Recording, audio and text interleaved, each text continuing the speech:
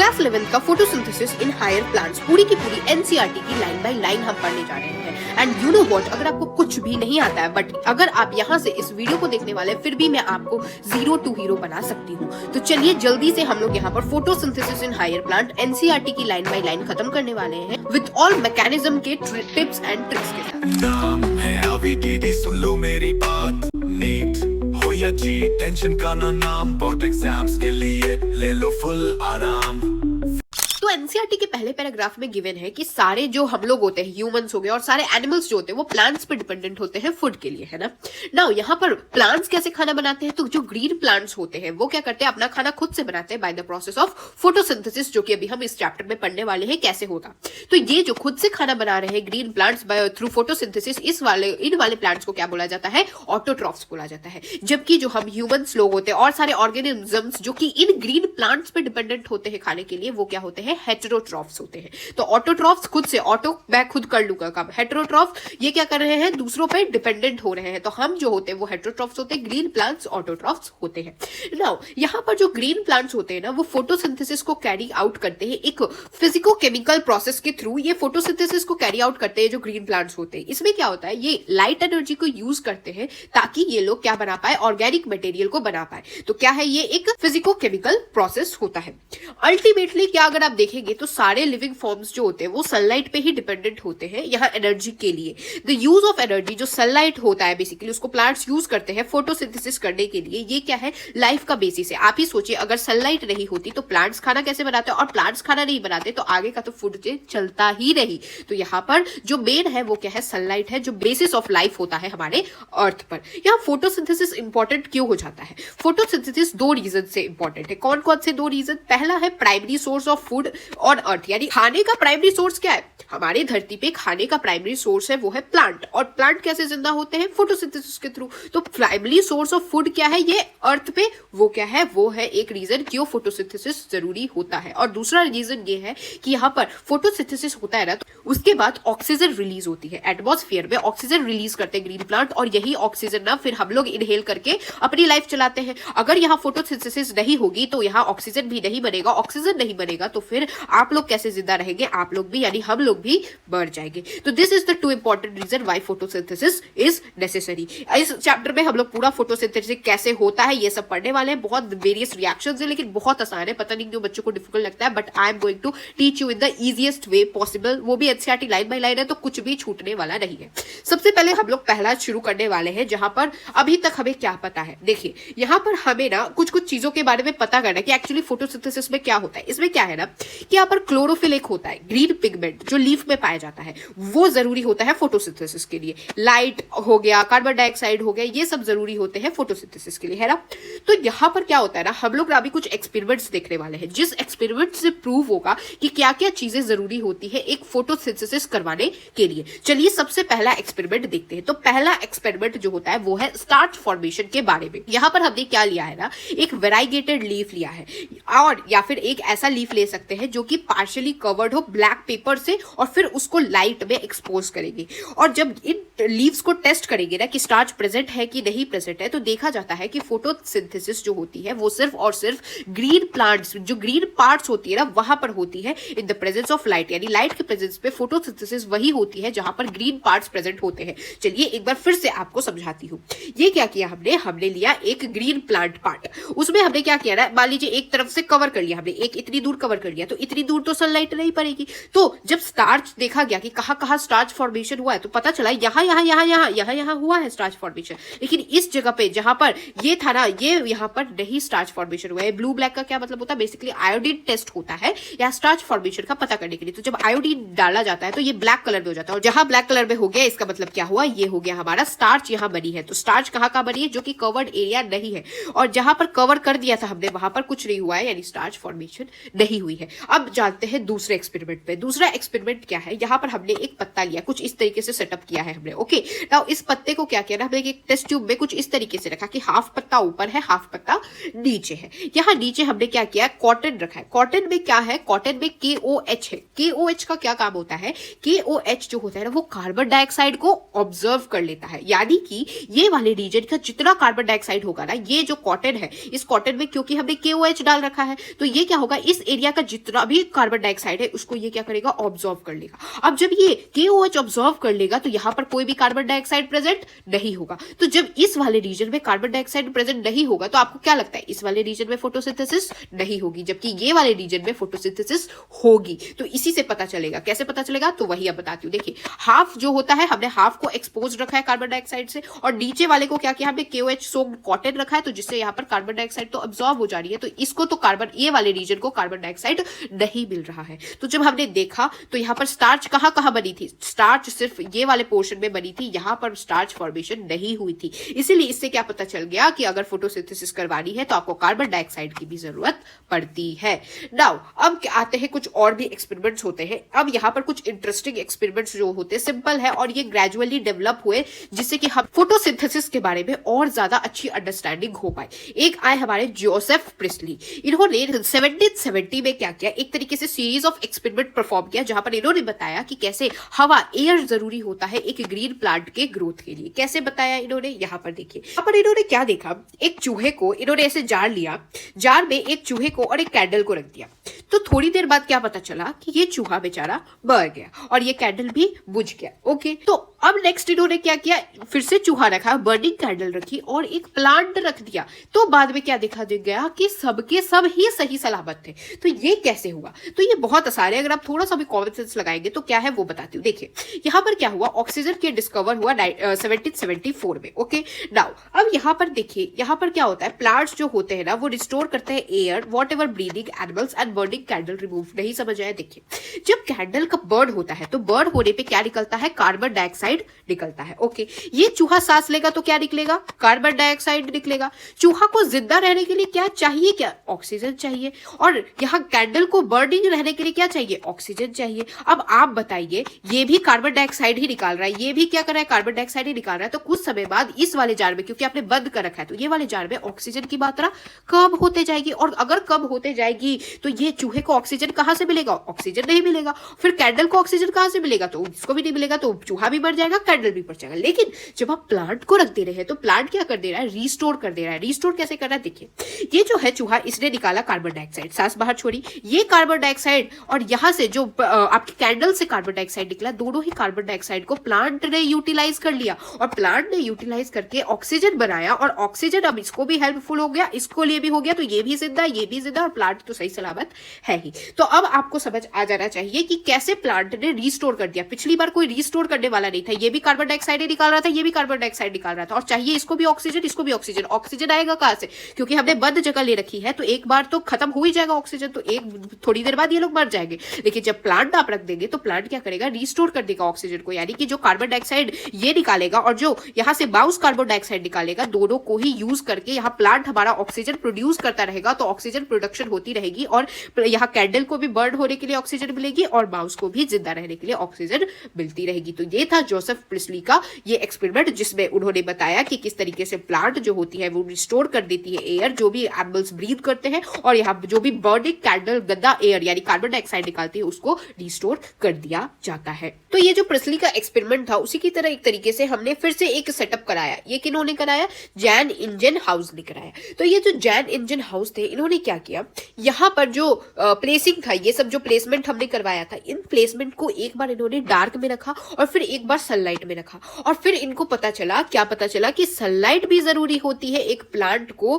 Process करने के लिए। तो ये क्या था, इंजन हाउस ने, जैन इंजन हाउस ने किया था। यहाँ पर उसके साथ इन्होंने बताया क्या कि ब्राइट सनलाइट में क्या देखा गया कि छोटे छोटे बबल्स फॉर्म हो रहे थे ग्रीन प्लांट्स के ऊपर, जबकि जब डार्क में थे तो बबल्स फॉर्म नहीं हो रहे थे। इसका मतलब जब वो लोग ब्राइट सनलाइट में थे उसी समय फॉर्मेशन हो रही है, डार्क में फॉर्मेशन नहीं हो रही है। और ये बबल्स एक्चुअली किसके थे, ऑक्सीजन बबल्स थे। तो जो प्लांट है वो क्या कर रहा है, ऑक्सीजन प्रोड्यूस कर रहा है, तो ऑक्सीजन हवा है, तो क्या है, जब वो ब्राइट सनलाइट में होता है तो यहाँ बबल्स आपको देखने को मिलती है, वो उनको देखने को मिली थी। तो इन्होंने कंक्लूड किया कि ओनली जो ग्रीन पार्ट ऑफ प्लांट होते हैं ना, वही ऑक्सीजन को रिलीज रिलीज कर सकते हैं और यहाँ सनलाइट भी एसेंशियल होती है प्लांट के लिए। फिर एक और एक्सपेरिमेंट आता है 1854 का जूलियस वॉन सैश का।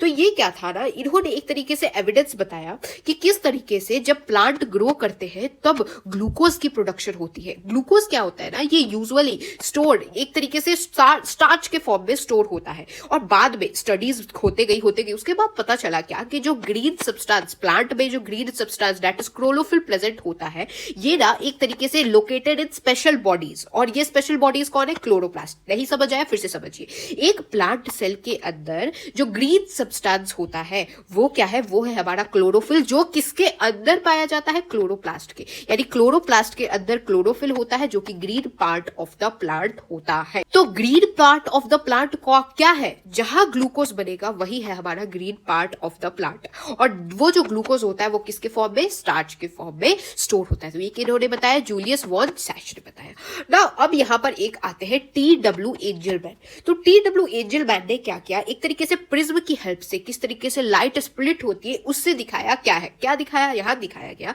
किस तरीके से स्पेक्ट्रल कॉम्पोनेंट में जब यहां पर एक तरीके से इन्होंने क्या किया, यहां प्रिज्म रखा, प्रिज्म के बाद यहां पर क्या था आपका क्लोरोप्लास्ट रखा, इन्होंने क्या किया, ग्रीन एल्गी जो क्लैडोफोरा होता है ना, इनको सस्पेंशन में इस तरीके से रखा। इन्होंने देखा कि जो detect sites of oxygen, oxygen sites of evolution है ना, उसको देखने के लिए बैक्टीरिया का यूज किया। ठीक है, तब इनको पता चला कि जो बैक्टीरिया है सबसे ज्यादा कहां कहां एक्यूमुलेट हुए हैं, यहां और यहां एक्यूमुलेट हुए, यानी कि ये ब्लू रीजन में और ये रेड वाले रीजन में सबसे ज्यादा बैक्टीरिया एक्यूमुलेट हुए हैं। तो इससे क्या पता चला कि यहां पर जो फोटोसिंथेसिस होती है, यहां पर रफली जो है यहां पर सबसे ज्यादा होती होगी कुछ, ये भी हम आगे भी पढ़ने वाले, बस यहां तक आपको ये समझ जाना है कि T.W. एंजलमैन ने ये जो spectral component splitting of light दिखा के क्या दिखाया इन्होंने कि ब्लू और जो रेड रीजन है इसमें ज्यादा एक्यूमुलेशन ऑफ बैक्टीरिया हो रही है, यानी जो रेड और ब्लू रीजन है इसमें पक्का कुछ ज्यादा ही फोटोसिंथेसिस हो रही होगी। तो इसको अभी हम आगे पढ़ने वाले हैं, डोंट वरी। ठीक है, अब यहां पर क्या होता है, जो फर्स्ट एक्शन स्पेक्ट्रम होता है फोटोसिंथेसिस का, इससे ये डिस्क्राइब हो गया। और यहां पर क्या बताया गया, रफली या बताया गया absorption spectra of chlorophyll A और बी का बताया गया, ये आगे अभी हम पढ़ने वाले हैं, डोंट वरी। अब यहां क्या हुआ, मिड ऑफ 19th सेंचुरी में आया एक फॉर्मूला, क्या फॉर्मूला आया, या एक इक्वेशन आया, इक्वेशन आया कि जो कार्बन डाइऑक्साइड होता है प्लस ऑक्सीजन होता है, ये लाइट के प्रेजेंस में क्या बनाता है, ये बनाता है कार्बोहाइड्रेट। कार्बोहाइड्रेट का क्या फॉर्मूला है, CH2O बताया इन्होंने, और प्लस में क्या बनाते हैं, 6 ऑक्सीजन बनाते हैं। तो ये जो CH2O होता है ना, ये क्या है, कार्बोहाइड्रेट है, और ये क्या है, एग्जाम्पल क्या है, जैसे ग्लूकोज हो गया, 6 कार्बन शुगर वगैरह हो गया, ये बताया गया। तो 19th सेंचुरी में बताया गया कि कार्बन डाइऑक्साइड और वाटर जो है वो लाइट के प्रेजेंस में क्या बनाते हैं, कार्बोहाइड्रेट और ऑक्सीजन का फॉर्मेशन कराते हैं, जहां कार्बोहाइड्रेट क्या हो गया, ग्लूकोज या फिर 6 कार्बन शुगर्स हो सकते हैं। फिर यहां पर क्या हुआ, और एक आए क्या हुआ, माइक्रोबायोलॉजिस्ट दैट इज कॉर्नलियस वैन नील आए। उन्होंने क्या किया, उन्होंने स्टडी की पर्पल एंड ग्रीन बैक्टीरिया पे, और इन्होंने दिखाया कि फोटोसिंथेसिस क्या है, एक लाइट डिपेंडेंट रिएक्शन है, यानी जब तक लाइट नहीं मिलेगा फोटोसिंथेसिस नहीं होगी। फोटोसिंथेसिस के लिए लाइट तो चाहिए ही चाहिए होती है। इन्होंने क्या बताया, हाइड्रोजन जो होता है एक सूटेबल ऑक्साइडाइजेबल कंपोनेंट होता है, उससे क्या करता है, रिड्यूस करता है कार्बन डाइऑक्साइड को, जिससे कार्बन डाइऑक्साइड जो होता है ना वही जाके क्या बन जाता है, हमारा कार्बोहाइड्रेट बन जाता है। ये इन्होंने ए क्या लिखा है, जैसे हम लोग ने पिछले वाले में क्या इन्होंने बताया था, H2O, इन्होंने क्या बताया, H2A। ए क्या है, बेसिकली यहां पर बताया कि जरूरी नहीं है, जैसे ग्रीन प्लांट्स जो होते हैं वो क्या करते हैं, H2O यानी वाटर जो होता है, ये क्या होता है, हाइड्रोजन डोनर होता है, और ये ऑक्सीडाइज्ड होता है O2 में, है ना। लेकिन इनमें से कुछ जो ऑर्गेनिजम्स होते हैं ना, वो ऑक्सीजन रिलीज नहीं करते, फोटोसिंथेसिस जब वो लोग करते हैं ना, तो ऑक्सीजन का रिलीज नहीं होता है। इसीलिए यहां पर क्या होता है कि कभी कभी H2S भी होता है। तो यहां पर क्या हो गया, कभी यह जैसे H2O था, तो कभी कभी यहां A की जगह S भी आ सकता है, O भी आ सकता है। जरूरी नहीं है हर बार हर जो ऑर्गेनिज्म होते हैं वो ऑक्सीजन ही बनाए एंड प्रोडक्ट ऑफ फोटोसिंथेसिस। तो यहां पर क्या है, जैसे H2S होता है, ये क्या है, बेसिकली पर्पल और जो ग्रीन सल्फर बैक्टीरिया होते हैं ना, उसमें H2S की प्रोडक्शन होती है, और ये जो ऑक्सीडेशन प्रोडक्ट हो वो क्या है, सल्फर है, या फिर सल्फेट डिपेंडिंग क्या है, ये ऑर्गेनिज्म पे डिपेंड करता है कि सल्फर होगा या सल्फेट होगा। तो ये हो गया क्या, H2A। A क्या है, इसका मतलब A कुछ भी हो सकता है, H2O है या H2S है, डिपेंडिंग ऑन द ऑर्गेनिज्म क्या है, रिड्यूसिंग और ये हाइड्रोजन डोनर वगैरह पे डिपेंड करता है। तो यहाँ पर क्या पता चला कि यहाँ पर पता चला कि जो ऑक्सीजन होता है वो ग्रीन प्लांट्स इवॉल्व करते हैं। ये जो ऑक्सीजन होता है वो कहाँ से आता है, ये ऑक्सीजन आता है हमारे वाले ऑक्सीजन, यानी कि यहाँ पर देखिए, यहाँ क्लियर हो जाएगा बिल्कुल आपको, ये यहाँ पर भी एक ऑक्सीजन है, यहाँ पर भी ऑक्सीजन है, लेकिन आप जो सांस ले रही है, जो ऑक्सीजन निकल के आ रहा है, ये कौन सा वाला है? ये कार्बन डाइऑक्साइड वाला ऑक्सीजन है कि ये वाटर वाला ऑक्सीजन है? तो करेक्ट आंसर इज ये जो वाटर वाला ऑक्सीजन है ये है एक्चुअली में, ये कार्बन डाइऑक्साइड वाला नहीं है। ठीक है, तो जो आप ऑक्सीजन लेते हैं ये वाटर वाला का ही ऑक्सीजन होता है। तो यही यहाँ पर गिवन है कि ये जो H2O है ये कार्बन डाइऑक्साइड बेसिकली उससे नहीं आता है, बल्कि ऑक्सीजन जो होते हैं ग्रीन प्लांट्स के अंदर H2O से आते हैं। और इसको बाद में प्रूव किया गया था किससे? जब हमने रेडियो आइसोटोपिक टेक्निक्स वगैरह का यूज करके बताया गया। तो एक करेक्ट आपको फाइनली एक इक्वेशन मिलता है जहां पर क्या बताया जा रहा है 6CO2, ये 6 वगैरह क्या है? बैलेंस के लिए लगाया गया है। तो कार्बन डाइऑक्साइड और जो H2O होता है वो लाइट के प्रेजेंस में क्या बनाता है? C6H12O6, यानी कि ये क्या है? ग्लूकोज प्लस में H2O वाटर रिलीज होता है। और यहाँ पर ऑक्सीजन, ये जो ऑक्सीजन है कौन से वाले का ऑक्सीजन है? ये H2O वाले का ये वाला ऑक्सीजन है। ओके, तो ये हो गया आपका फाइनली। और ये सब कैसे? रेडियो आइसोटोप के टेक्निक्स से बाद में प्रूव किया गया था। नाउ यहाँ पर अब हम जानने वाले हैं कि किस तरीके से फोटोसिंथेसिस होती है, कैसे होगी, ये बहुत आसान है, ध्यान से सुनिए। ठीक है, यहाँ पर क्या है कि हमने प्रीवियस यूनिट्स में जान रखा है कि कैसे जो बेसोफिल सेल्स होते हैं लीव्स के अंदर, ये इनके पास प्रेजेंट होता है बहुत सारे क्लोरोप्लास्ट, और इन्हीं क्लोरोप्लास्ट में क्या प्रेजेंट होते हैं? क्लोरोफिल प्रेजेंट होते हैं। यूजुअली ये क्या होते हैं ना, जो क्लोरोप्लास्ट होते हैं ये along the walls of mesophyll cells, यानी बेसोफिल सेल्स है उनके वॉल्स के अलोंग लगे होते हैं। ओके, जिससे क्या हो सके, इनको जो इंसिडेंट लाइट है वो ज्यादा ऑप्टिमम क्वांटिटी में मिल सके। तो क्या है, ऐसे दरवाजे पे ही खड़े रहते हैं, यानी वॉल्स पे ही खड़े रहते हैं कि जैसे ही लाइट आया है मुझे जल्दी से मिल जाए। कौन खड़े रहते हैं? क्लोरोप्लास्ट खड़े रहते हैं। अब यहाँ पर क्या है ना, थोड़ा सा आउट ऑफ एनसीईआरटी टॉपिक है, but I want to explain you this one. छोटा सा टॉपिक है, आपको इतना कुछ वो भी नहीं है। देखिए यहाँ पर क्या होता है ना, कितनी लाइट की इंटेंसिटी है उससे पता चलता है कि कैसे क्लोरोप्लास्ट अरेंज्ड होंगे। एक हो गया कि ऐसे लेटे लेटे लेटे हैं, या फिर परपेंडिकुलर, यानी कि ऐसा डॉट डॉट मत समझिए, ऐसे सीधे सीधे खड़े, सीधे सीधे खड़े। तो अगर आप ऊपर से देखेंगे तो आपको डॉट डॉट ही दिखने वाले हैं। तो यही है। तो पैरेलल कब होंगे? जब लाइट की इंटेंसिटी कम होती है तो ये क्या करते हैं? लेट जाते हैं, ताकि मेरे पास ज्यादा सरफेस एरिया हो, तो ज्यादा लाइट मुझ पे पड़े। ज्यादा लाइट पड़ेगी तो इसका मतलब क्या होगा? मैक्सिमम एक्सपोजर होगा। तो इस वाले सिचुएशन को क्या बोलते हैं? इसको बोलते हैं एपिस्ट्रोफी। और यहाँ पर क्या हो रहा है, यहाँ पर जब लाइट इंटेंसिटी बहुत ज्यादा होती है तो इनको ज्यादा लाइट इंटेंसिटी ज्यादा है, यानी कि अगर एक भी पड़ जाएगा तो मुझे काफी है। तो अगर ये लेट जाएगा तो जो हाई इंटेंसिटी की लाइट है सब पड़ जाएगी इनके ऊपर। तो इससे क्या हो जाएगा? इनका हो जाएगा फोटो ऑक्सीडेशन। तो इसलिए क्या करते हैं ये लोग, जब इंटेंसिटी हाई होती है तो इनको कब एरिया अपना दिखाना है, तो ये क्या हो जाते हैं? खड़े खड़े हो जाते हैं। तो बस सर वाले रीजन पे लगेगा, है ना। तो इस वाले को क्या बोलते हैं? पैरास्ट्रोफी बोलते हैं। नाउ यहाँ पर क्या आता है कि यहाँ पर जो क्लोरोप्लास्ट होता है, क्लोरोप्लास्ट में एक क्लियर डिवीजन ऑफ लेबर होता है, यानी कि इन्होंने अपने काम को बांट रखा है कि कौन सा इंसान कौन सा काम करेगा।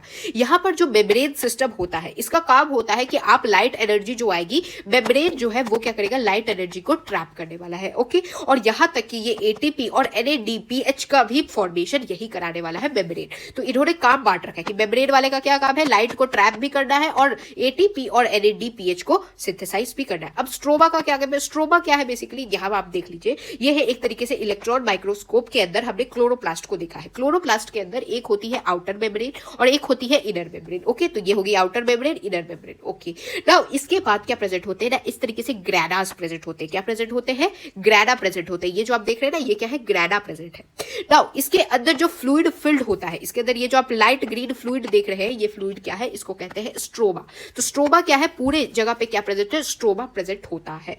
नाउ ये ग्रैना है, ये ग्रैना है, मैंने आपको ग्रैना बता दिया। अब ग्रैना जो होते हैं ना, ग्रैना को आपस में मिलाने के लिए एक ब्रिज है। वो ब्रिज क्या है? वो ब्रिज, ये जो ब्रिज है, ये जो ब्रिज है, ये जो ब्रिज है, what is this bridge? This bridge is stromal lamellae. तो स्ट्रोमल लैमेले जो होता है वो एक ग्रैना को दूसरे ग्रैना से मिलाने का काम कर रहा है इन द स्ट्रोमा के अंदर।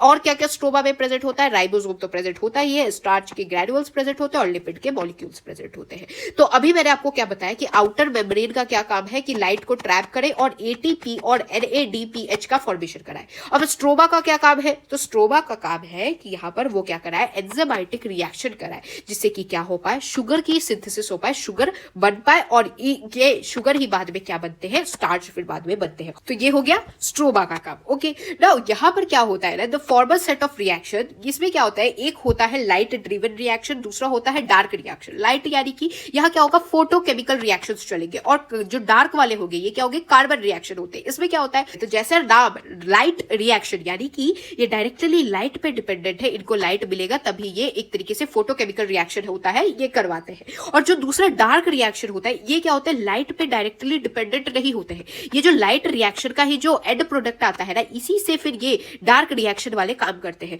तो देखिए लाइट रिएक्शन में क्या हो रहा था, यहाँ डायरेक्टली लाइट जो हो रही थी ना, उसी से रिएक्शन हो रहा था। ये क्या है, एक फोटोकेमिकल रिएक्शन होता है। बट यहाँ डार्क रिएक्शन में क्या होता है, इसको क्या बोलते हैं, कार्बन रिएक्शन कहते हैं। इसमें क्या होता है, ये जो लाइट रिएक्शन से जो एटीपी और NADPH बनता है, इसी को यूज करके यहाँ डार्क रिएक्शन होती है। तो अगर देखा जाए तो डार्क रिएक्शन में ऐसे तो सनलाइट की जरूरत नहीं, लेकिन अगर देखा जाए तो लाइट रिएक्शन तो सनलाइट का यूज ही कर रही है। तो अगर सनलाइट प्रेजेंट नहीं है तो लाइट रिएक्शन भी नहीं होगी और डार्क रिएक्शन भी नहीं होगी। यही यहाँ पर लिखा है कि यहाँ पर इसका मतलब ये नहीं है कि डार्क रिएक्शन डार्कनेस में अकर होता है, इसका मतलब वो लाइट पे डिपेंड ही नहीं करता। डार्क रिएक्शन भी लाइट पे डिपेंड करता है, लेकिन इनडायरेक्टली देखा जाए तो, क्योंकि अगर लाइट रहेगा तभी तो लाइट रिएक्शन होगी, तभी तो यहाँ एंड प्रोडक्ट बनेंगे, तभी तो हमारा डार्क रिएक्शन होगी। अगर लाइट ही नहीं होगी तो कुछ फॉर्म ही नहीं होगा, तो डार्क रिएक्शन नहीं हो पाएगा। यही यहाँ पर गिवन है। अब यहाँ पर फोटोसिंथेसिस कराने के लिए different types of pigments involve होते हैं, जिससे कि फोटोसिंथेसिस हो पाए। ये क्या हुआ, पेपर क्रोमेटोग्राफी के थ्रू हमें पता चला। क्या पता चला, यहाँ 4 बेसिकली पिगमेंट्स होते हैं। क्या होते हैं, एक होता है आपका चीफ पिगमेंट, यानी एक जो है मेल लीडर, और उसके 3 होते हैं एसेसरी पिगमेंट्स। जो चीफ वाला होता है उसको कहते हैं क्लोरोफिल ए, फिर जो एसेसरीज वाले होते हैं उनको कहते हैं क्लोरोफिल बी, ज़ैंथोफिल्स और कैरोटीनॉइड्स। तो इनके कलर क्या होते हैं, तो जो क्लोरोफिल ए होता है ये क्या होता है, ब्राइट या फिर ब्लू ग्रीन कलर का होता है क्रोमेटोग्राम में जब देखा जाता है। तो क्लोरोफिल बी जो होता है वो येलो ग्रीन कलर का होता है, ज़ैंथोफिल येलो कलर का होता है, और कैरोटीनॉइड येलो से येलो ऑरेंजिश कलर का होता है। और यही चारों इंपॉर्टेंट रोल प्ले करते हैं फोटोसिंथेसिस करवाने के लिए। अब यहाँ पर क्या है, ये सब चीजों को एक्सप्लेन करने के लिए पहले ध्यान से सुनिए क्या लिखा हुआ है। क्लोरोफिल जो है ना, ये एक मेजर पिगमेंट होता है लाइट ट्रैपिंग के लिए। और भी बहुत सारे जो थैलाकॉइड पिगमेंट्स होते हैं, ये क्या हो गया, जैसे कि क्लोरोफिल बी हो गया, ज़ैंथोफिल्स हो गया, कैरोटीनॉइड्स वगैरह जो मैंने बताया, इनको क्या बोला जाता है, एक्सेसरी पिगमेंट्स बोले जाते हैं। इनका काम क्या होता है, तो ये भी लाइट को ऑब्जॉर्ब करते हैं और एनर्जी को ट्रांसफर करते हैं क्लोरोफिल ए के पास। यानी एसेसरीज वाले क्या करेंगे, जो चीफ पिगमेंट है हमारा क्लोरोफिल ए, उसके पास भेजते हैं, ये लाइट को ट्रांसफर करते हैं, एनर्जी को, लाइट को ऑब्जॉर्ब करके। ओके, और यहां तक कि ये एक तरीके से wider range of wavelength, upcoming light के लिए एक वाइडर रेंज ऑफ वेवलेंथ देते हैं, जिससे कि यहां पर ये यूटिलाइज हो पाए फोटोसिंथेसिस के लिए। और उसके साथ साथ ये क्लोरोफिल ए को फोटो ऑक्सीडेशन होने से बचाते हैं, यानी कि सारा लोड यहाँ क्लोरोफिल ए पे लगने की जगह यहाँ एसेसरीज पे भी डिवीजन ऑफ लेबर हो रहा होता है। तो यही हो गया, ये 4 चीजें एक्सप्लेन करता है। अब ये ग्राफ क्या है, ग्राफ क्या है ना, बेसिकली वेवलेंथ दिखाया जा रहा है। विबज्योर आप जानते हैं, विबज्योर क्या है, आपके रेनबो का कलर है, violet, indigo, blue, green, yellow, orange, red.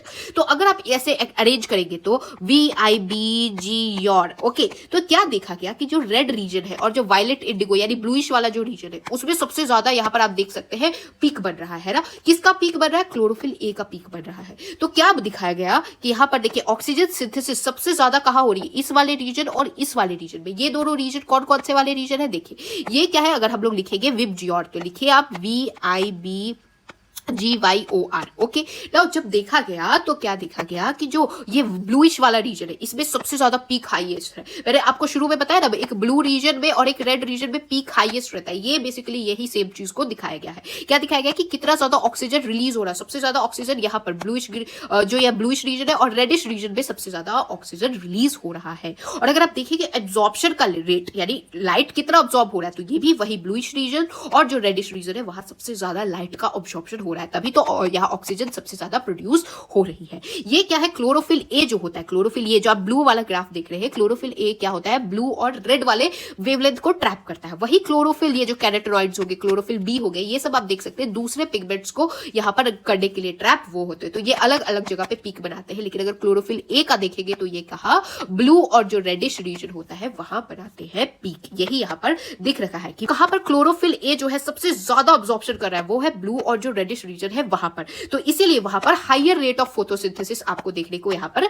मिलने वाली है। और ये क्या बोला जा सकता है, इसलिए कि जो क्लोरोफिल ए है वो है हमारा चीफ पिगमेंट, बिकॉज ये है मेन वाला। इसके बाद तो ये जो क्लोरोफिल बी, कैरोटीनॉइड्स वगैरह है, ये तो साइड पिगमेंट्स है ना, दैट इज एसेसरी पिगमेंट्स। ये आपको अब ग्राफ भी समझ आ गए। अब हम जानने वाले हैं लाइट रिएक्शन कैसे होता है। लाइट रिएक्शन सबसे आसान रिएक्शन है, मगर बस समझने भर की देरी है। चलिए मैं आपको समझाती हूँ ये क्या है। देखिए ध्यान से सुनिए, बहुत आसान है। देखिए जो लाइट रिएक्शन होता है इसको और क्या बोला जाता है, फोटोकेमिकल फेज भी बोला जाता है। तो light reaction is also known as photochemical phase. इसमें क्या होता है, लाइट अब्सॉर्ब होती है, वाटर की स्प्लिटिंग होती है, ऑक्सीजन रिलीज होती है और high energy chemical intermediate ATP और NADPH की फॉर्मेशन होती है। कैसे फॉर्मेशन होती है वो भी हम पढ़ने वाले हैं। ओके, तो सबसे पहले क्या होता है ना, कुछ प्रोटीन के कॉम्प्लेक्सेस होते हैं। इस प्रोसेस में कुछ प्रोटीन के कॉम्प्लेक्सेस का यूज होता है।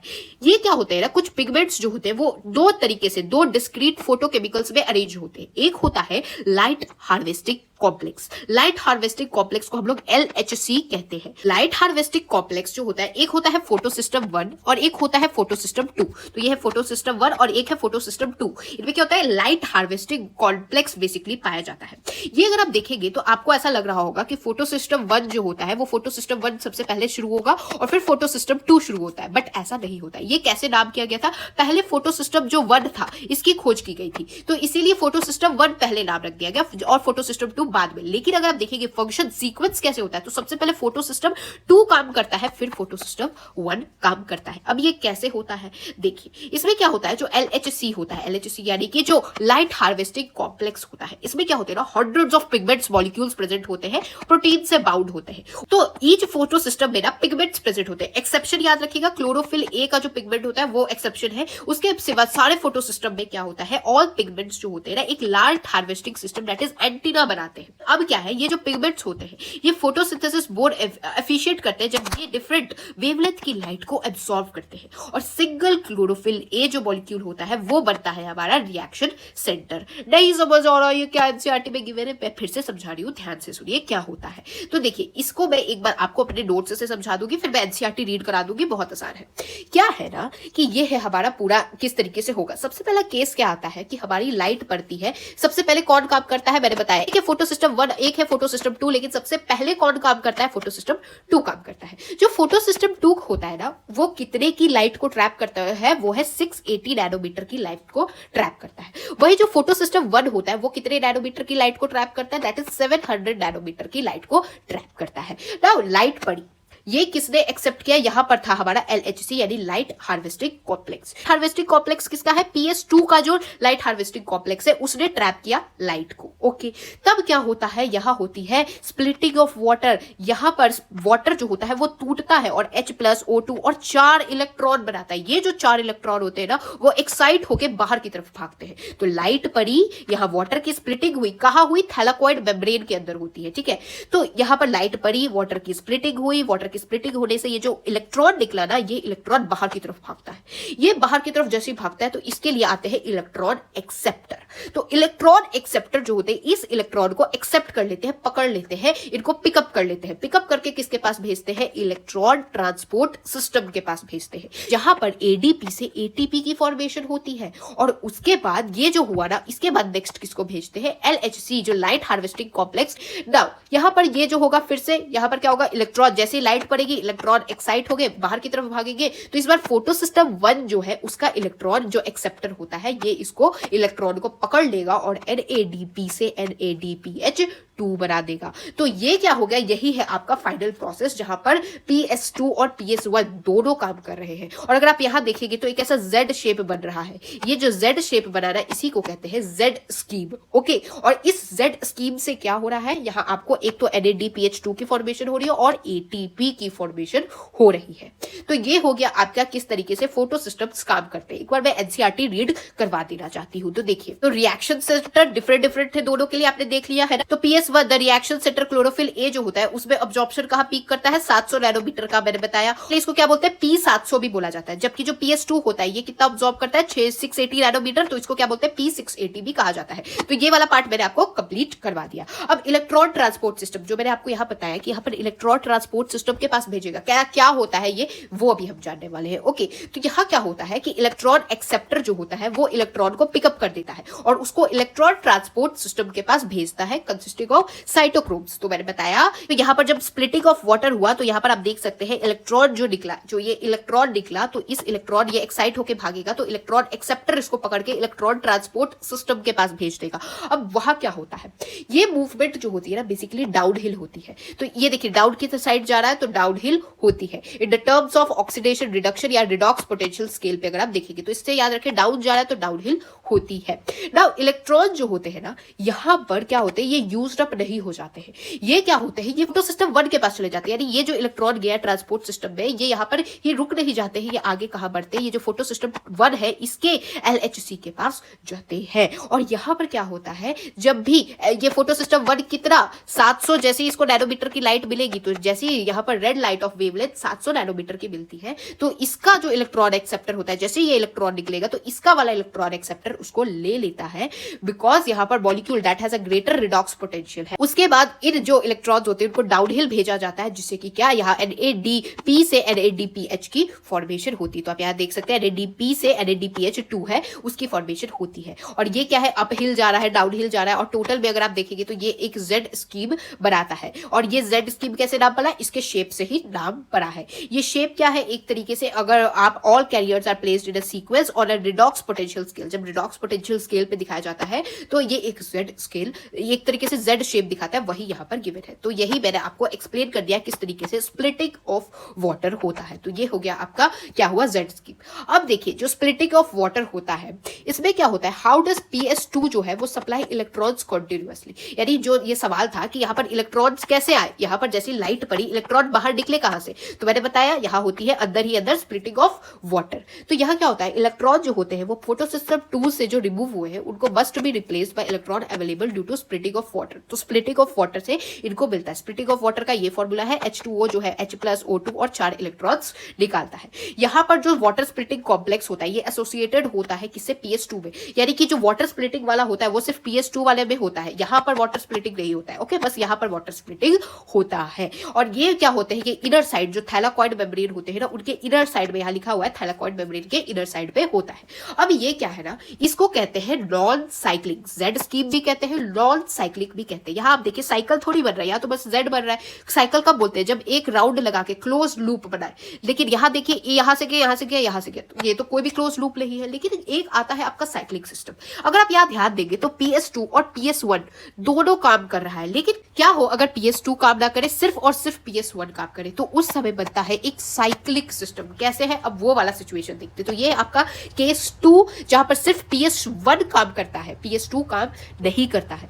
तो देखिए केस 2 क्या है, साइक्लिक फ्लो एक तरीके से स्ट्रोमा लैमिले में ये होता है। ये क्या होता है, जब PS2 नहीं प्रेजेंट होता है तो क्या होता है, यहाँ क्या होता है PS1 कितने का ट्रैप कर सकता है, 700 नैनोमीटर का ट्रैप कर सकता है। लेकिन एट दिस पॉइंट जो LHC होता है, क्योंकि आप PS2 ऑप्शन अवेलेबल ही नहीं है, तो ये 700 वाला भी और 680 वाला भी ट्रैप करता है।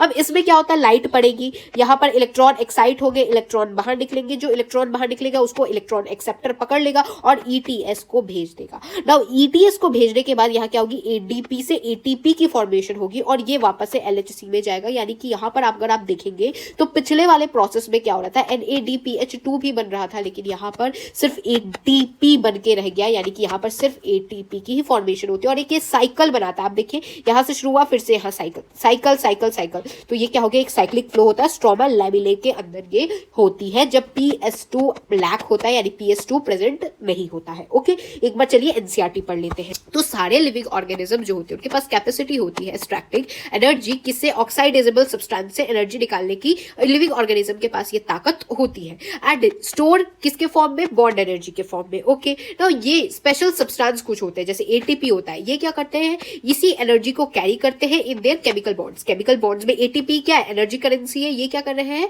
बेसिकली एनर्जी को कैरी कर रहे हैं। प्रोसेस जिससे कि ATP जो होती है वो सेल सिंथेसाइज करता है, कहाँ, माइटोकॉन्ड्रिया में हो गया, क्लोरोप्लास्ट में हो गया, यहाँ पर इस वाले प्रोसेस को कहते हैं फॉस्फोराइजेशन। तो फॉस्फोराइजेशन क्या है, प्रोसेस जहां पर ATP की सिंथेसिस सेल करवाता है माइटोकॉन्ड्रिया या क्लोरोप्लास्ट के अंदर। अब फोटोफॉस्फोराइजेशन क्या होता है, ये क्या हो गया, ATP की सिंथेसिस ADP से और इनऑर्गेनिक फॉस्फेट से in the presence of light जब होती है तो उसको क्या बोल देंगे, फोटोफॉस्फोराइजेशन कह देते हैं।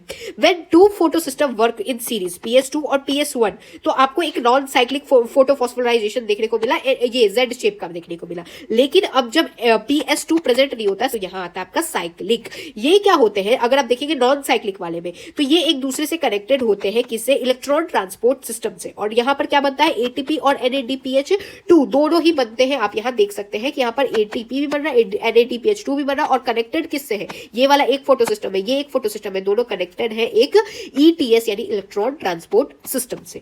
लेकिन जब फोटो सिस्टम 1 ही सिर्फ प्रेजेंट हो, फोटो सिस्टम 2 प्रेजेंट ही ना हो, तो ये होता है स्ट्रोमेला लेमेले में। तो while the membrane of lamellae of the grana होता है, उसके पास क्या प्रेजेंट होता है, PS1 और PS2 दोनों प्रेजेंट होता है।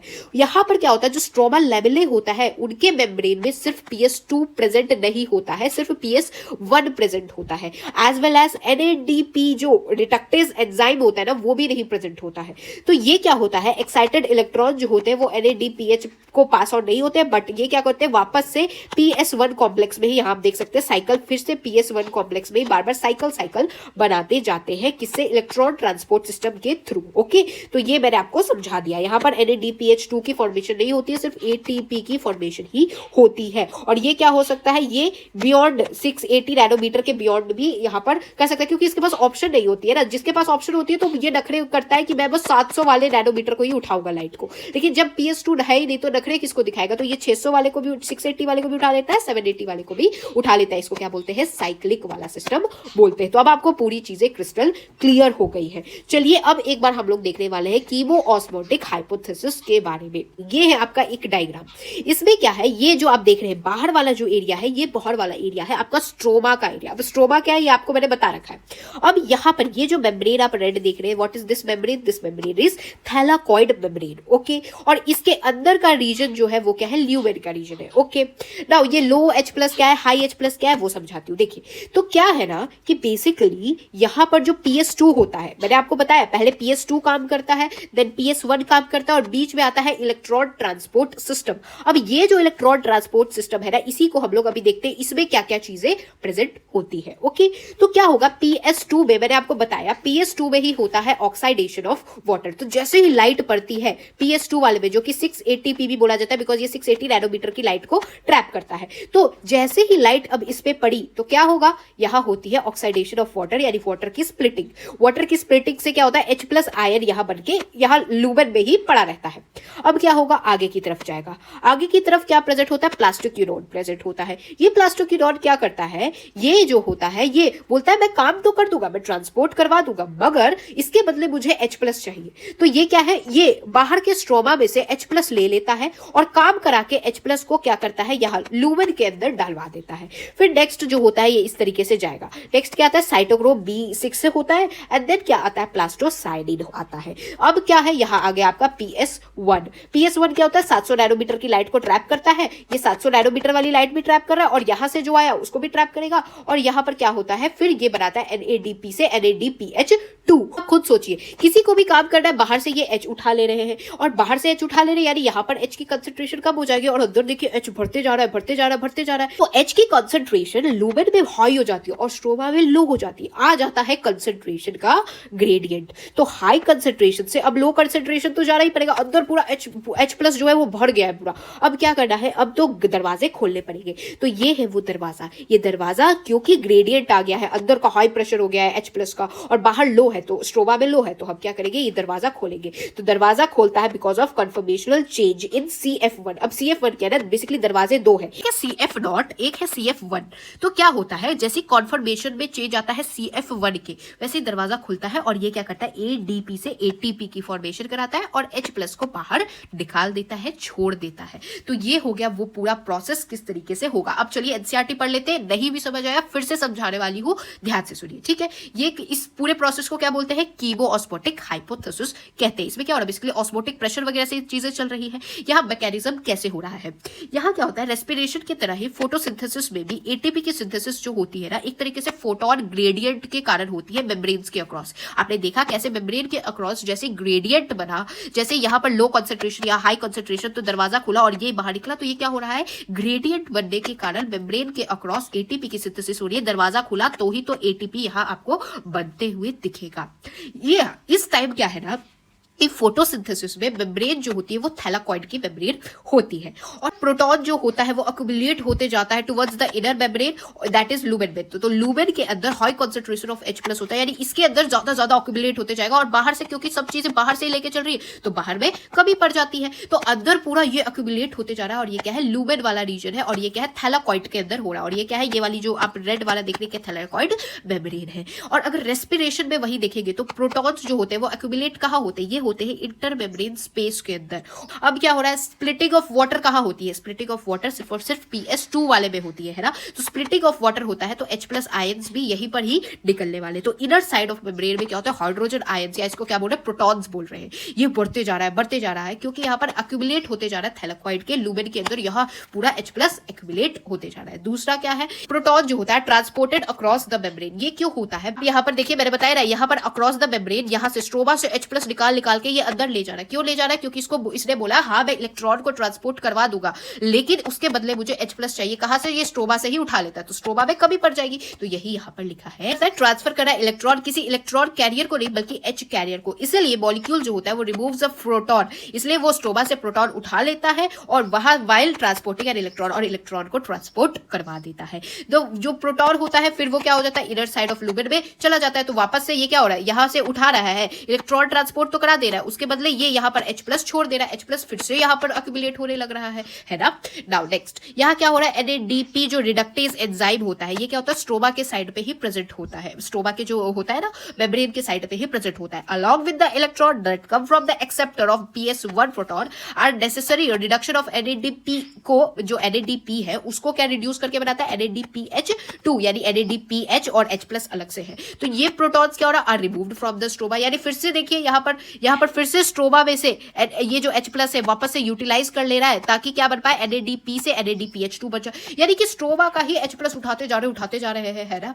इसीलिए विद इन द क्लोरोप्लास्ट जो प्रोटॉन्स होते हैं स्ट्रोमा वो कम होते जाते हैं, और यहाँ पर lumen there is accumulation of proton, और अंदर की साइड प्रोटॉन भरते जा रहे हैं, इसलिए प्रोटॉन का ग्रेडियंट आ जाता है, और यहाँ पर क्या हो जाता है, pH जो लुमेन की pH होती है ना, अगर आप देखेंगे तो बहुत हद तक कम हो जाती है लुमेन के अंदर की pH। इसीलिए अब दरवाजा खुलता है, दरवाजा कैसे खुलेगा, यहाँ ब्रेक डाउन, ग्रेडियंट को ब्रेक डाउन करने के लिए, जिससे कि ATP की सिंथेसिस हो जाती है। जैसे दरवाजा खुलता है वैसे ATP की सिंथेसिस हो जाती है, क्योंकि यहाँ पर जो प्रोटॉन होते हैं वो मेम्ब्रेन के बाहर स्ट्रोमा में वापस से जाते हैं, क्योंकि यहाँ कॉन्सेंट्रेशन ग्रेडियंट हो गया था, किसके through, CF0 of ATP synthesis के थ्रू होता है। ये क्या होता है, अब CF0 क्या होता है, तो यहाँ आप देख सकते हैं, यहाँ देखिए एक CF0 है, यहाँ CF1 है, ये है दरवाजे, ओके। तो ये CF0 क्या है, तो CF0 जो होता है ये थैलाकॉइड मेम्ब्रेन पे ही ऐसा पड़ा रहता है, ये मेम्ब्रेन है, मेम्ब्रेन पे ही ये दरवाजे लगे हुए हैं।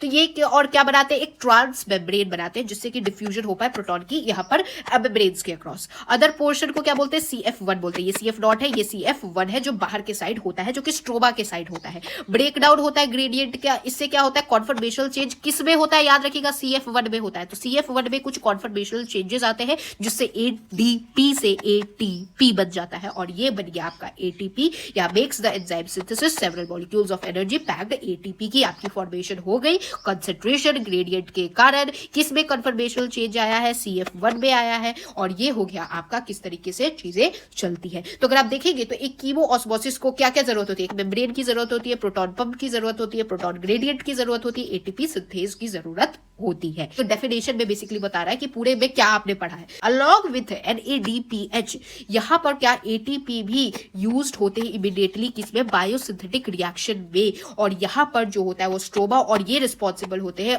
कार्बन डाइऑक्साइड फिक्सेशन और सिंथेसिस ऑफ शुगर के लिए। तो अब आपको लाइट रिएक्शन पूरी चीजें समझ आ गई। तो ATP कैसे यूज हो जाते हैं, जो ये ATP बने वो तुरंत ही बायोसिंथेटिक रिएक्शन में यूज हो जाते हैं, जो कार्बन डाइऑक्साइड होता है उसको फिक्सेशन के लिए और शुगर की सिंथेसिस के लिए। अब हम देखने वाले बायोसिंथेटिक फेज क्या होता है। देखिए इसमें क्या होता है कि लाइट रिएक्शन अभी हमने पढ़ा, उसका एंड प्रोडक्ट क्या आया, ATP, NADPH और O2 आया। इसमें से जो O2 होता है वो क्या करता है, diffuse out of the chloroplast, जबकि जो ATP और NADPH का क्या काम होता है, ये यूज हो जाते हैं फूड बनवाने के लिए। अगर आप बोलेंगे तो मोस्ट एक्यूरेटली शुगर्स बनवाने के लिए ATP और NADPH का यूज हो जाता है। O2 तो भाई क्लोरोप्लास्ट से बाहर निकल जाता है, डिफ्यूज आउट हो जाता है। ये जो प्रोसेस होती है इसको क्या बोलते हैं, बायोसिंथेटिक प्रोसेस ऑफ फोटोसिंथेसिस कहते हैं, जहां पर ये आप देख सकते हैं ATP NADPH से किस तरीके से फूड वगैरह को बनाया जा रहा है। ये जो प्रोसेस होती है ना, ये डायरेक्ट लाइट पे डिपेंडेंट नहीं होती है, यानी कि यहाँ पर जैसे लाइट रिएक्शन, डार्क रिएक्शन मैंने बताया था ना, तो डायरेक्ट लाइट पे डिपेंडेंट नहीं है, जबकि किस पे डिपेंडेंट है, एटीपी और NADPH पे डिपेंडेंट है। और एटीपी और NADPH क्या है, लाइट रिएक्शन का एंड प्रोडक्ट है। तो देखा जाए तो इनडायरेक्टली लाइट पे ही डिपेंडेंट है, लाइट नहीं रहेगी तो लाइट रिएक्शन नहीं होगी। लेकिन यहाँ पर ये प्रेजेंस ऑफ लाइट से इसको फर्क नहीं पड़ता, बट यहाँ पर डिपेंडेंट है उनके प्रोडक्ट जो कि एटीपी और NADPH पे है। उसके साथ तो कार्बन डाइऑक्साइड और वाटर की तो जरूरत होती ही होती है। थोड़ा सा मैं यहाँ बताना चाहती हूँ, बहुत सिंपल सी बात है कि जैसे ही लाइट अनअवेलेबल हो जाती है, यानी अगर लाइट नहीं आएगा तो बायोसिंथेटिक प्रोसेस कुछ समय तक तो चलेगी, लेकिन फिर रुक जाएगी और वापस से जैसे ही लाइट आएगी तभी वापस से सिंथेसिस स्टार्ट होती है।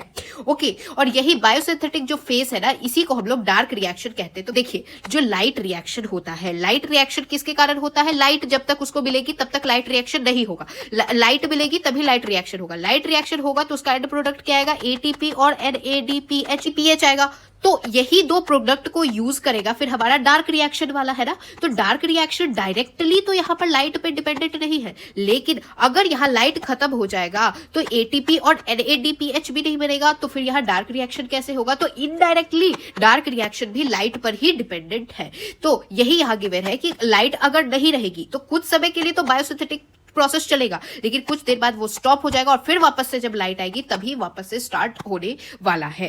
अभी हम देखने वाले कैसे एटीपी और NADPH को बायोसिंथेटिक फेज में किस तरीके से यूज अप किया जाता है। पहले देख चुके हैं कि जो CO2 होता है वो H2O यानी वाटर से कंबाइन करके क्या बनाता है, CH2O, और ये कितनी बार होगा वो एंड डिपेंड करता है, और या फिर शुगर्स बनाता है। ओके, नाउ यहाँ पर वर्ल्ड वॉर 2 के बाद क्या है ना, कुछ एफर्ट्स डाले गए रेडियो आइसोटोप्स हो गया, उन सब का बेनिफिशियल यूज करने के लिए। इनमें एक आते हैं मेल्विन कैल्विन। तो जो मेल्विन कैल्विन थे ना, इन्होंने एक ऐसा एक्सपेरिमेंट किया, उन्होंने किया रेडियो एक्टिव C14 जो होता है ना उसका यूज करके, कहां पर एल्गल फोटोसिंथेसिस स्टडी किया और डिस्कवर क्या किया, पहला कार्बन डाइऑक्साइड फिक्सेशन प्रोडक्ट, यानी कार्बन डाइऑक्साइड के फिक्सेशन जो प्रोडक्ट बनाया ना वो किसने बनवाया, मेल्विन कैल्विन ने क्या करके रेडियो एक्टिव C14 का यूज करके करवाया। और ये जो कार्बन डाइऑक्साइड फिक्सेशन प्रोडक्ट था वो क्या था, was a 3 carbon organic acid, यानी 3 कार्बन का ऑर्गेनिक एसिड था जो कि कार्बन डाइऑक्साइड फिक्सेशन के लिए काम आता था। यहाँ पर जो मेल्विन कैल्विन थे उन्होंने also contributed to working out the complete, ये जो बायोसिंथेटिक पाथवे होता है ना उसको,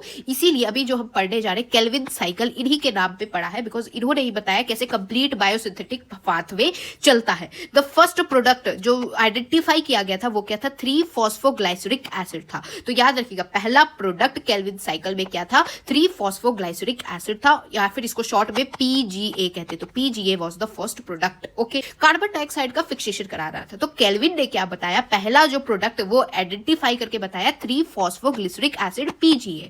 तो और सारे साइंटिस्ट ने ट्राई किया कि हो सकता है ये जो कार्बन डाइऑक्साइड फिक्सेशन है कोई और भी तो प्रोडक्ट, अलग अलग प्लांट से कोई और भी तो प्रोडक्ट बनवा सकते। तो एक्सपेरिमेंट करके पता चला कि यहाँ पर एक और स्टेबल प्रोडक्ट कार्बन डाइऑक्साइड को फिक्स करने के लिए किया जाता है, वो भी एक ऑर्गेनिक एसिड ही है, लेकिन अब की बार इसके पास 4 कार्बन प्रेजेंट है, और ये क्या था, ऑक्सिलो एसिटिक एसिड OAA है ये। तो ये एक है OAA, ये है एक तरीके से 4 कार्बन कंपाउंड जो कि कार्बन डाइऑक्साइड फिक्सेशन में होता है, और यहाँ पर 3 कार्बन का ऑर्गेनिक कंपाउंड जो है दैट इज 3-फॉस्फोग्लिसरिक एसिड PGA, ये भी कार्बन डाइऑक्साइड फिक्सेशन के ही काम आता है कि कार्बन डाइऑक्साइड का जो एसिमिलेशन होता है फोटोसिंथेसिस के दौरान, यहाँ पर 2 मेन तरीके के होते हैं। दोज प्लांट इन विच जो पहला प्रोडक्ट कार्बन डाइऑक्साइड का फिक्सेशन का C3 वाला है, जिसमें कार्बन 3 वाला प्रोडक्ट हो रहा है, यानी जिसमें PGA हो रहा है, तो वो क्या होते थे, उनको बोला गया C3 पाथवे। और जिनमें पहला प्रोडक्ट C4 कार्बन 4 वाला बन रहा है उसको क्या बोला गया था, C4 पाथवे। क्या देखा गया कि प्लांट्स के अंदर कार्बन डाइऑक्साइड को फिक्स करने के लिए एक 3 कार्बन ऑर्गेनिक कंपाउंड है दैट इज PGA, 3-फॉस्फोग्लिसरिक एसिड है, जो कि केल्विन ने बताया। ओके, और फिर साइंटिस्ट ने खोज करके एक और एसिड का नाम निकाला दैट इज ऑल्सो एक ऑर्गेनिक एसिड ही है जिसमें 4 कार्बन होते हैं, जो कि ऑक्सैलो एसिटिक एसिड OAA है।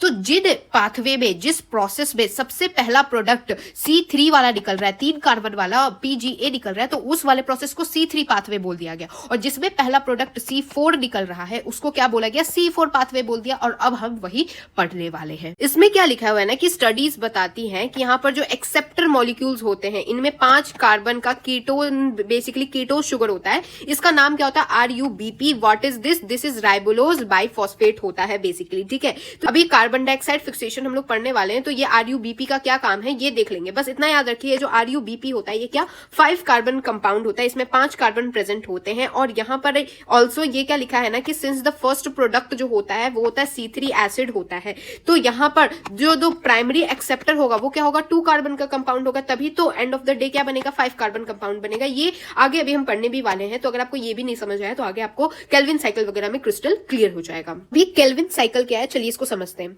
तो केल्विन और उनके कोवर्कर्स ने वर्क करके क्या पता लगाया कि जो पाथवे है ना, ये जो साइकिल चलती है एक साइक्लिक मैनर में बेसिकली चलती है। यहाँ पर RuBP जो है ये रीजेनरेट किया जाता है, ये भी मैं आगे भी बताने वाली हूँ कैसे होगा। ओके, ये सब उन्हें पता चला था।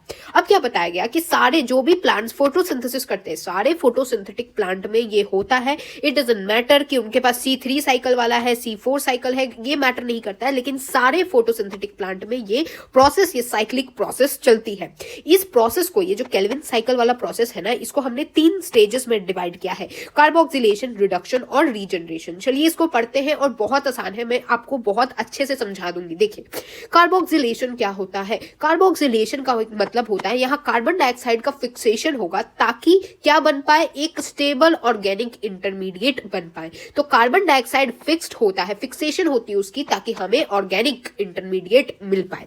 यहाँ कार्बोक्सिलेशन एक बहुत ही क्रूशियल स्टेप होता है केल्विन साइकिल में, जहां पर जो carbon dioxide, obviously carbon dioxide का फिक्सेशन हो रहा है तो कार्बन डाइऑक्साइड यूटिलाइज होता है, किसके लिए, ताकि क्या हो पाए, कार्बोक्सिलेशन हो पाए RuBP की। अब ये RuBP क्या है ये समझते हैं। ये जो पूरा रिएक्शन होता है ना, जिसमें ये कार्बन डाइऑक्साइड का फिक्सेशन होकर एक स्टेबल ऑर्गेनिक कंपाउंड बनता है, ये रिएक्शन को कैटलाइज कौन करता है, किसके प्रेजेंस में होता है, तो एक enzyme that is RuBP carboxylase के हेल्प से ये होता है। तो कैटलिस्ट क्या होता है ना, किसी भी रिएक्शन को करवाने के लिए कोई इन्फ्लुएंस कौन कर रहा है, तो वो होता है कैटलिस्ट बेसिकली। जैसे आपकी एग्जाम की तैयारी करानी है, तो अगर आप अच्छे से प्रिपेयर नहीं करे तो आपको कौन कैटलिस्ट करेगा, मम्मी बैठ के कैटलिस्ट करने वाली है। तो इस तरीके से आप समझ सकते हैं। तो इसमें कौन कैटलिस्ट है, ये रिएक्शन करवाने के लिए RuBP कार्बोक्सिलेज है। जिससे क्या होता है, जिससे फॉर्मेशन ऑफ 3PGA जो होता है ना, PGA 3PGA 2 मॉलिक्यूल्स होते हैं, यानी ऐसे 3PGA 2 बार फॉर्म होंगे, एक और 3PGA फॉर्म होते हैं, तो 2 3PGA का फॉर्मेशन होता है।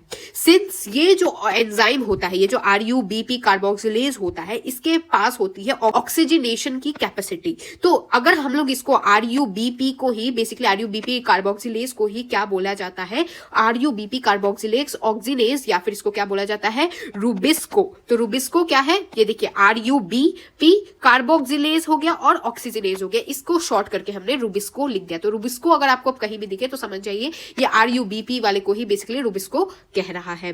नाउ कार्बोक्सिलेशन वाला प्रोसेस हो गया। चलिए इसको एक बार मैं आपको डायग्राम से दिखाती हूँ। तो ये होगा कार्बोक्सिलेशन। कार्बोक्सिलेशन में क्या है, यहाँ पर एटमॉस्फेयर में जो कार्बन डाइऑक्साइड है with the presence of water, यहाँ क्या हो रही है, यहाँ कार्बोक्सिलेशन यहाँ हो रही है। और कैटलिस्ट का कौन काम कर रहा है, रूबिस्को काम कर रहा है आपका कैटलिस्ट का। ओके, नाउ नेक्स्ट इससे क्या बनता है, प्रोडक्ट क्या बनता है, 3-फॉस्फोग्लिसरेट बनता है। ये जो 3-फॉस्फोग्लिसरेट है यही है 3PGA। तो 3PGA बनता है, कितने, 2 मॉलिक्यूल्स बनते हैं, यानी कि एक ये बना, एक और 3-फॉस्फोग्लिसरेट ऐसा बनता है। फिर नेक्स्ट प्रोसेस जाती है रिडक्शन की प्रोसेस। रिडक्शन की प्रोसेस में आप देखेंगे ATP जो है और NADPH का यूटिलाइजेशन हो रहा है। क्या हो रहा है, चलिए एक बार पढ़ते हैं।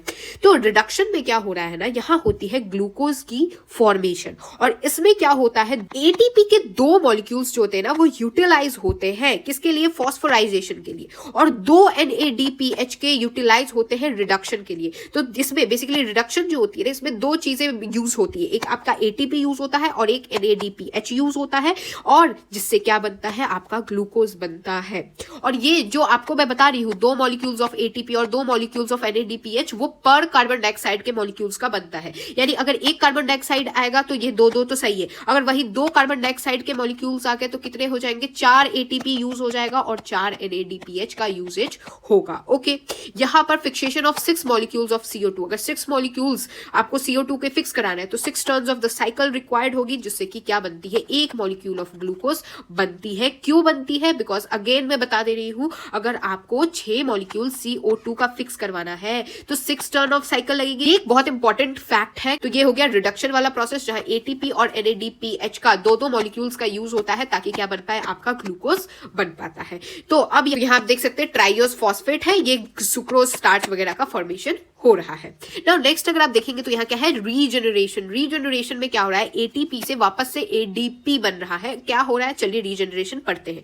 तो regeneration of carbon dioxide acceptor molecule that is RuBP, ये क्रूशियल होता है। अगर साइकिल को कंटिन्यूअसली अनइंटरप्टेड चलवाना है तो आपको वापस से रीजनरेट तो करवाना ही पड़ेगा। यहाँ रीजनरेट करवाना पड़ता है 1 ATP for phosphorylation to form RuBP. तो यहाँ पर आपको ये बनवाने के लिए इसमें आपको एक एटीपी के 1 मॉलिक्यूल ऑफ एटीपी का यूज करके एडीपी बनवाना रहता है by the process of regeneration, ताकि वापस से रुबिस्को बने। और जब रुबिस्को बनेगा तभी तो आगे फिर से प्रोसेस चलेगी। तो प्रोसेस को अनइंटरप्टेड रखने के लिए ही हम लोग रीजनरेशन करते हैं। अब यहाँ दे रहा है hence for every carbon dioxide के मॉलिक्यूल जो केल्विन साइकिल में जाते हैं 3 आपको एटीपी की जरूरत पड़ेगी और 2 NADPH की जरूरत पड़ेगी। देखिए अगर एक कार्बन डाइऑक्साइड जा रहा है तो कितने की जरूरत पड़ी, यहाँ 2 एटीपी की, यहाँ 2 NADPH की जरूरत पड़ी है और यहाँ पर आपको 1 एटीपी की जरूरत पड़ी है। तो टोटल 3 एटीपी की आपको जरूरत पड़ेगी और 2 NADPH की जरूरत पड़ेगी अगर आपको एक कार्बन डाइऑक्साइड के मॉलिक्यूल को इस साइकिल से घुमाना है। तो ये हो गया, आपको तो ये आराम से पता ही चल गया, यही यहाँ पर लिखा है। It is probably to beat this difference, ये प्रोबेबल है कि इस beat this difference in number of ATP NADPH जो ये यूज हो रहा है डार्क रिएक्शन के थ्रू, दैट द साइक्लिक फॉस्फोराइजेशन फिर इसीलिए शायद होती है। To make 1 molecule of glucose 6, वही फिर से बोल रहा है एक ग्लूकोज के मॉलिक्यूल को बनाने के लिए साइकिल को 6 टर्न्स लगाने पड़ते हैं। और कितने बेसिकली यहाँ यूसेज होती है, यहाँ पर भी लिखा है 6 मॉलिक्यूल्स ऑफ कार्बन डाइऑक्साइड और 6 टर्न साइकिल का लगता है। तो ये आप देखिए इनटू कितना जा रहा है, 6 कार्बन डाइऑक्साइड जाएगा तभी आपको एक ग्लूकोज मिलता है। 18 एटीपी जाएगा तो 18 एडीपी मिलेगा, 12 NADPH जाएगा तो 12 NADPH मिलेगा आपको। ये एक तरीके से बहुत अच्छा टेबल दे रखा है, आपको ये पूरा इसी चीज का समरी हो जाएगा। चलिए अब C4 पाथवे क्या है वो जानते हैं। C3 तो आपको बिल्कुल क्रिस्टल क्लियर करवा दिया है मैंने। अब क्या है ना, प्लांट्स जो होते हैं वो जो कि ड्राई ट्रॉपिकल रीजन्स में होते हैं उनको C4 पाथवे को अपनाना पड़ता है। बिकॉज आप यहाँ अगर देखेंगे तो वो ट्रॉपिकल ड्राई ट्रॉपिकल रीजन में है, तो जो C4 वाले प्लांट होते हैं ना वो स्पेशल होते हैं, इनके पास स्पेशल टाइप ऑफ लीफ की एनाटॉमी होती है। ये हायर टेम्परेचर को भी अडेप्ट कर सकते हैं, ये हाई लाइट इंटेंसिटी को रिस्पॉन्स करते हैं। और यहाँ पर इनमें एक प्रोसेस नहीं होता है, दैट इज फोटो रेस्पिरेशन नहीं होता है। ये प्रोसेस जो ड्राई वाले रीजन में प्लांट्स होते हैं, इनके पास ग्रेटर प्रोडक्टिविटी होती है बायोमास बनाने की, ज्यादा biomass, greater productivity of biomass बनवाते हैं। तो ये कौन सा पाथवे लगाते हैं, C4 वाला पाथवे लगाते हैं। इनके पास दो दीज प्लांट्स हैव C4 जो ऑक्सिलिक एसिड होता है, तो इसमें the first CO2 fixation product यहाँ पर दे यूज C3 पाथवे या Calvin cycle to maintain biosynthetic pathway. देखिए हम जानते हैं कि यहाँ पर जो हमारा प्लांट होता है जो C4 वाला करता है उसका पहला प्रोडक्ट क्या आता है, OAA यानी ऑक्सिलो एसिटिक एसिड होता है फर्स्ट प्रोडक्ट। लेकिन ये क्या करते हैं, C3 पाथवे का भी यूज करते हैं या केल्विन साइकिल का भी यूज करते हैं अपने मेन वाले बायोसिंथेटिक पाथवे के लिए, यही यहाँ पर लिखा है। अब ये जो C4 पाथवे है ना, ये बहुत आसान है, एक ट्रिक से याद करवाती हूँ क्यों जरूरत पड़ी हमें C4 पाथवे की।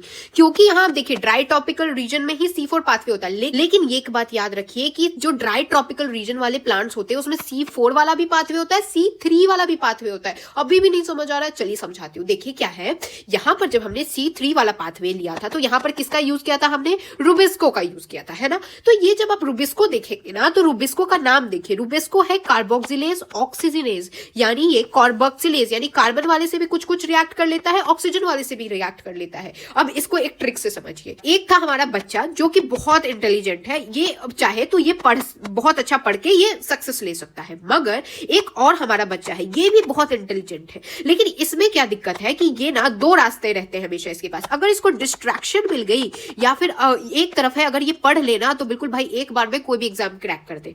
तो आप देखिए दोनों ही बच्चा है, इसमें बस वो पढ़ने वाला है और इसमें क्या है, ये पढ़ने वाला भी है, लेकिन अगर डिस्ट्रैक्शन मिल गया तो ये डिस्ट्रैक्ट भी हो जाता है। ये है एक बच्चा और ये है दूसरा बच्चा।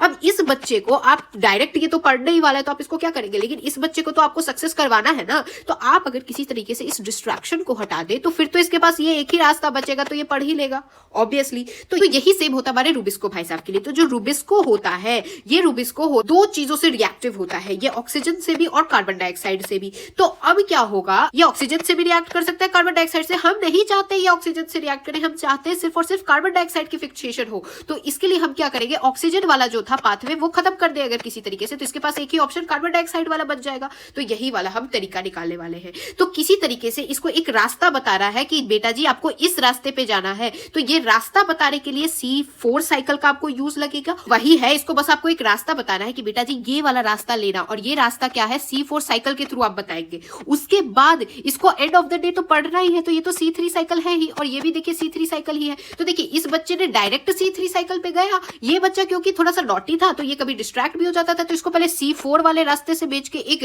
प्रॉपर उसको गाइडेंस दे दिया, और एंड ऑफ द डे तो उसको C3 करना ही है। तो इसका मतलब ट्रॉपिकल वाले प्लांट जो होते हैं वो C4 भी करते हैं, C3 साइकिल भी करते हैं। अब आपको क्लियर हो जाना चाहिए। चलिए अब एक बार C4 साइकिल में क्या होता है वो देखते हैं। तो यही किया हमने क्या किया, ये होती है बीजोफिल के सेल्स के अंदर। ये क्या है, बीजोफिल सेल है। बीजोफिल सेल में क्या हुआ, इसने सिर्फ और सिर्फ हमने क्या किया कि जो पढ़ने वाली वस्तु है उसको अंदर लिया। इसमें क्या है, कार्बन डाइऑक्साइड की हमें इसको लत लगानी है, तो हम क्या करेंगे, सिर्फ कार्बन डाइऑक्साइड घर में लाएंगे। कार्बन डाइऑक्साइड घर में आएगा, इसको किससे फिक्स करवाएंगे हम लोग, इसको फिक्स करवाने वाले हैं पेप, PEP के थ्रू।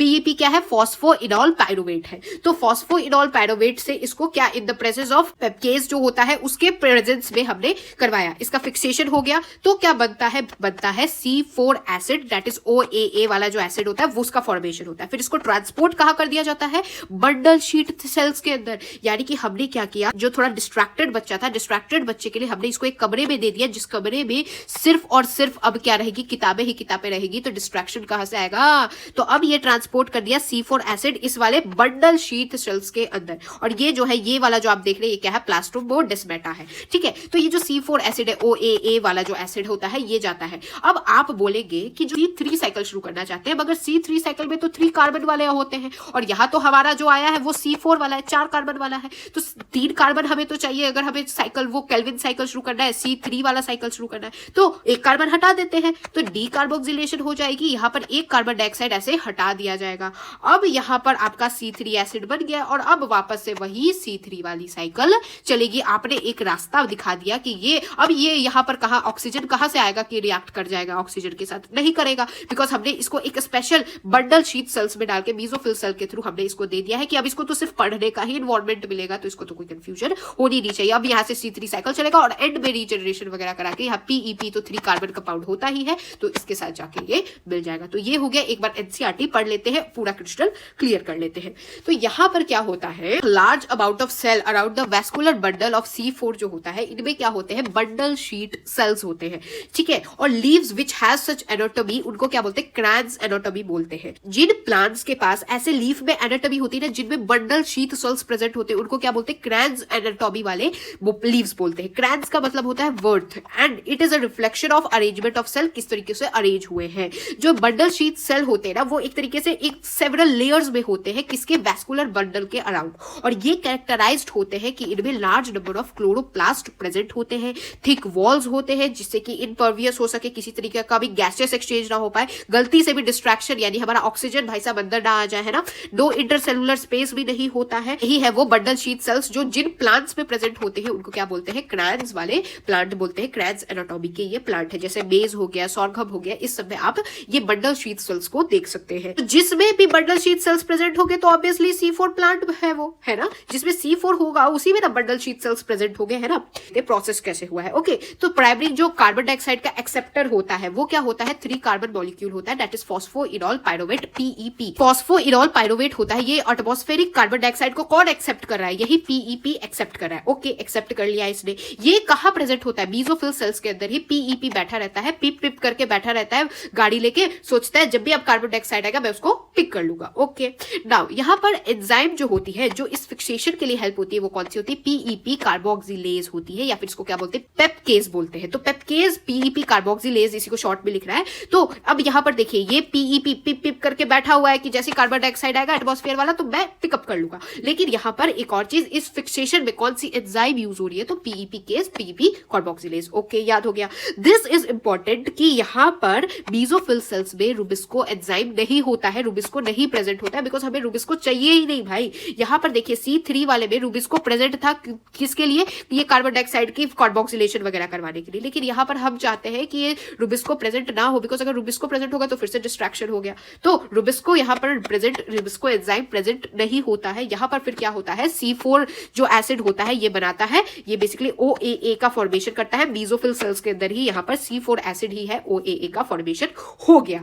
उसके बाद ये क्या करता है, 4 कार्बन के कंपाउंड बनाता है, जैसे मैलिक एसिड हो गया, एस्फेरिक एसिड हो गया, ये सब बेसोफिल सेल्स के अंदर ही बनते हैं। ये जो C4 एसिड है ना, ये बनाता है। उसके बाद bundle sheath cells these C4 acid को ब्रेक डाउन होता है ताकि क्या हो सके, कार्बन डाइऑक्साइड रिलीज हो सके और 3 कार्बन का मॉलिक्यूल बन सके। बिकॉज यहाँ पर C4 है, लेकिन आपको तो C3 साइकिल वापस से शुरू करनी है ना, तो उसमें तो कार्बन 3 ही चाहिए होता है, 3 कार्बन चाहिए, यहाँ 4 कार्बन है, तो आप एक कार्बन निकाल दीजिए। तो डीकार्बोक्सिलेशन करके ये कार्बन डाइऑक्साइड एक C यहाँ पर आप देख सकते हैं निकल गया है। तो अब क्या होगा, यहाँ पर अब फाइनली आपका C3 एसिड हो गया और एक कार्बन निकल गया। ओके नाउ अब उसके बाद वापस से वही सेम प्रोसेस शुरू होगा। तो जो 3 कार्बन मॉलिक्यूल होगा वो वापस से बेसोफिल सेल्स में जाएगा, जहां पर ये कन्वर्टेड टू PEP में वापस से हो जाएगा, इसलिए ये साइकिल कंप्लीट हो जाएगी। और जो कार्बन डाइऑक्साइड इस बंडल शीट सेल में निकला ना, वो C3 साइकिल एंटर कर जाएगा, या फिर केल्विन पाथवे बोलते हैं इसको। और ये पाथवे सारे प्लांट्स में कॉमन होती है। तो अब जो है ये वापस से यहाँ पर PEP में कन्वर्ट हो जाएगा। तो PEP भी 3 कार्बन ही कंपाउंड है। और यहाँ पर ये वाला जो रीजन था ये था बंडल शीट सेल का, और ये वाला जो रीजन है ये है मेसोफिल का। ये वाला जो रीजन में ये जो कार्बन डाइऑक्साइड निकला, बेसिकली ये जो बंडल शीट सेल्स में निकला, ये वापस से C3 साइकिल या केल्विन पाथवे को ही अपनाता रहता है। और ये जो बंडल शीट सेल्स होते हैं ना, इनमें रुबिस्को प्रेजेंट होता है।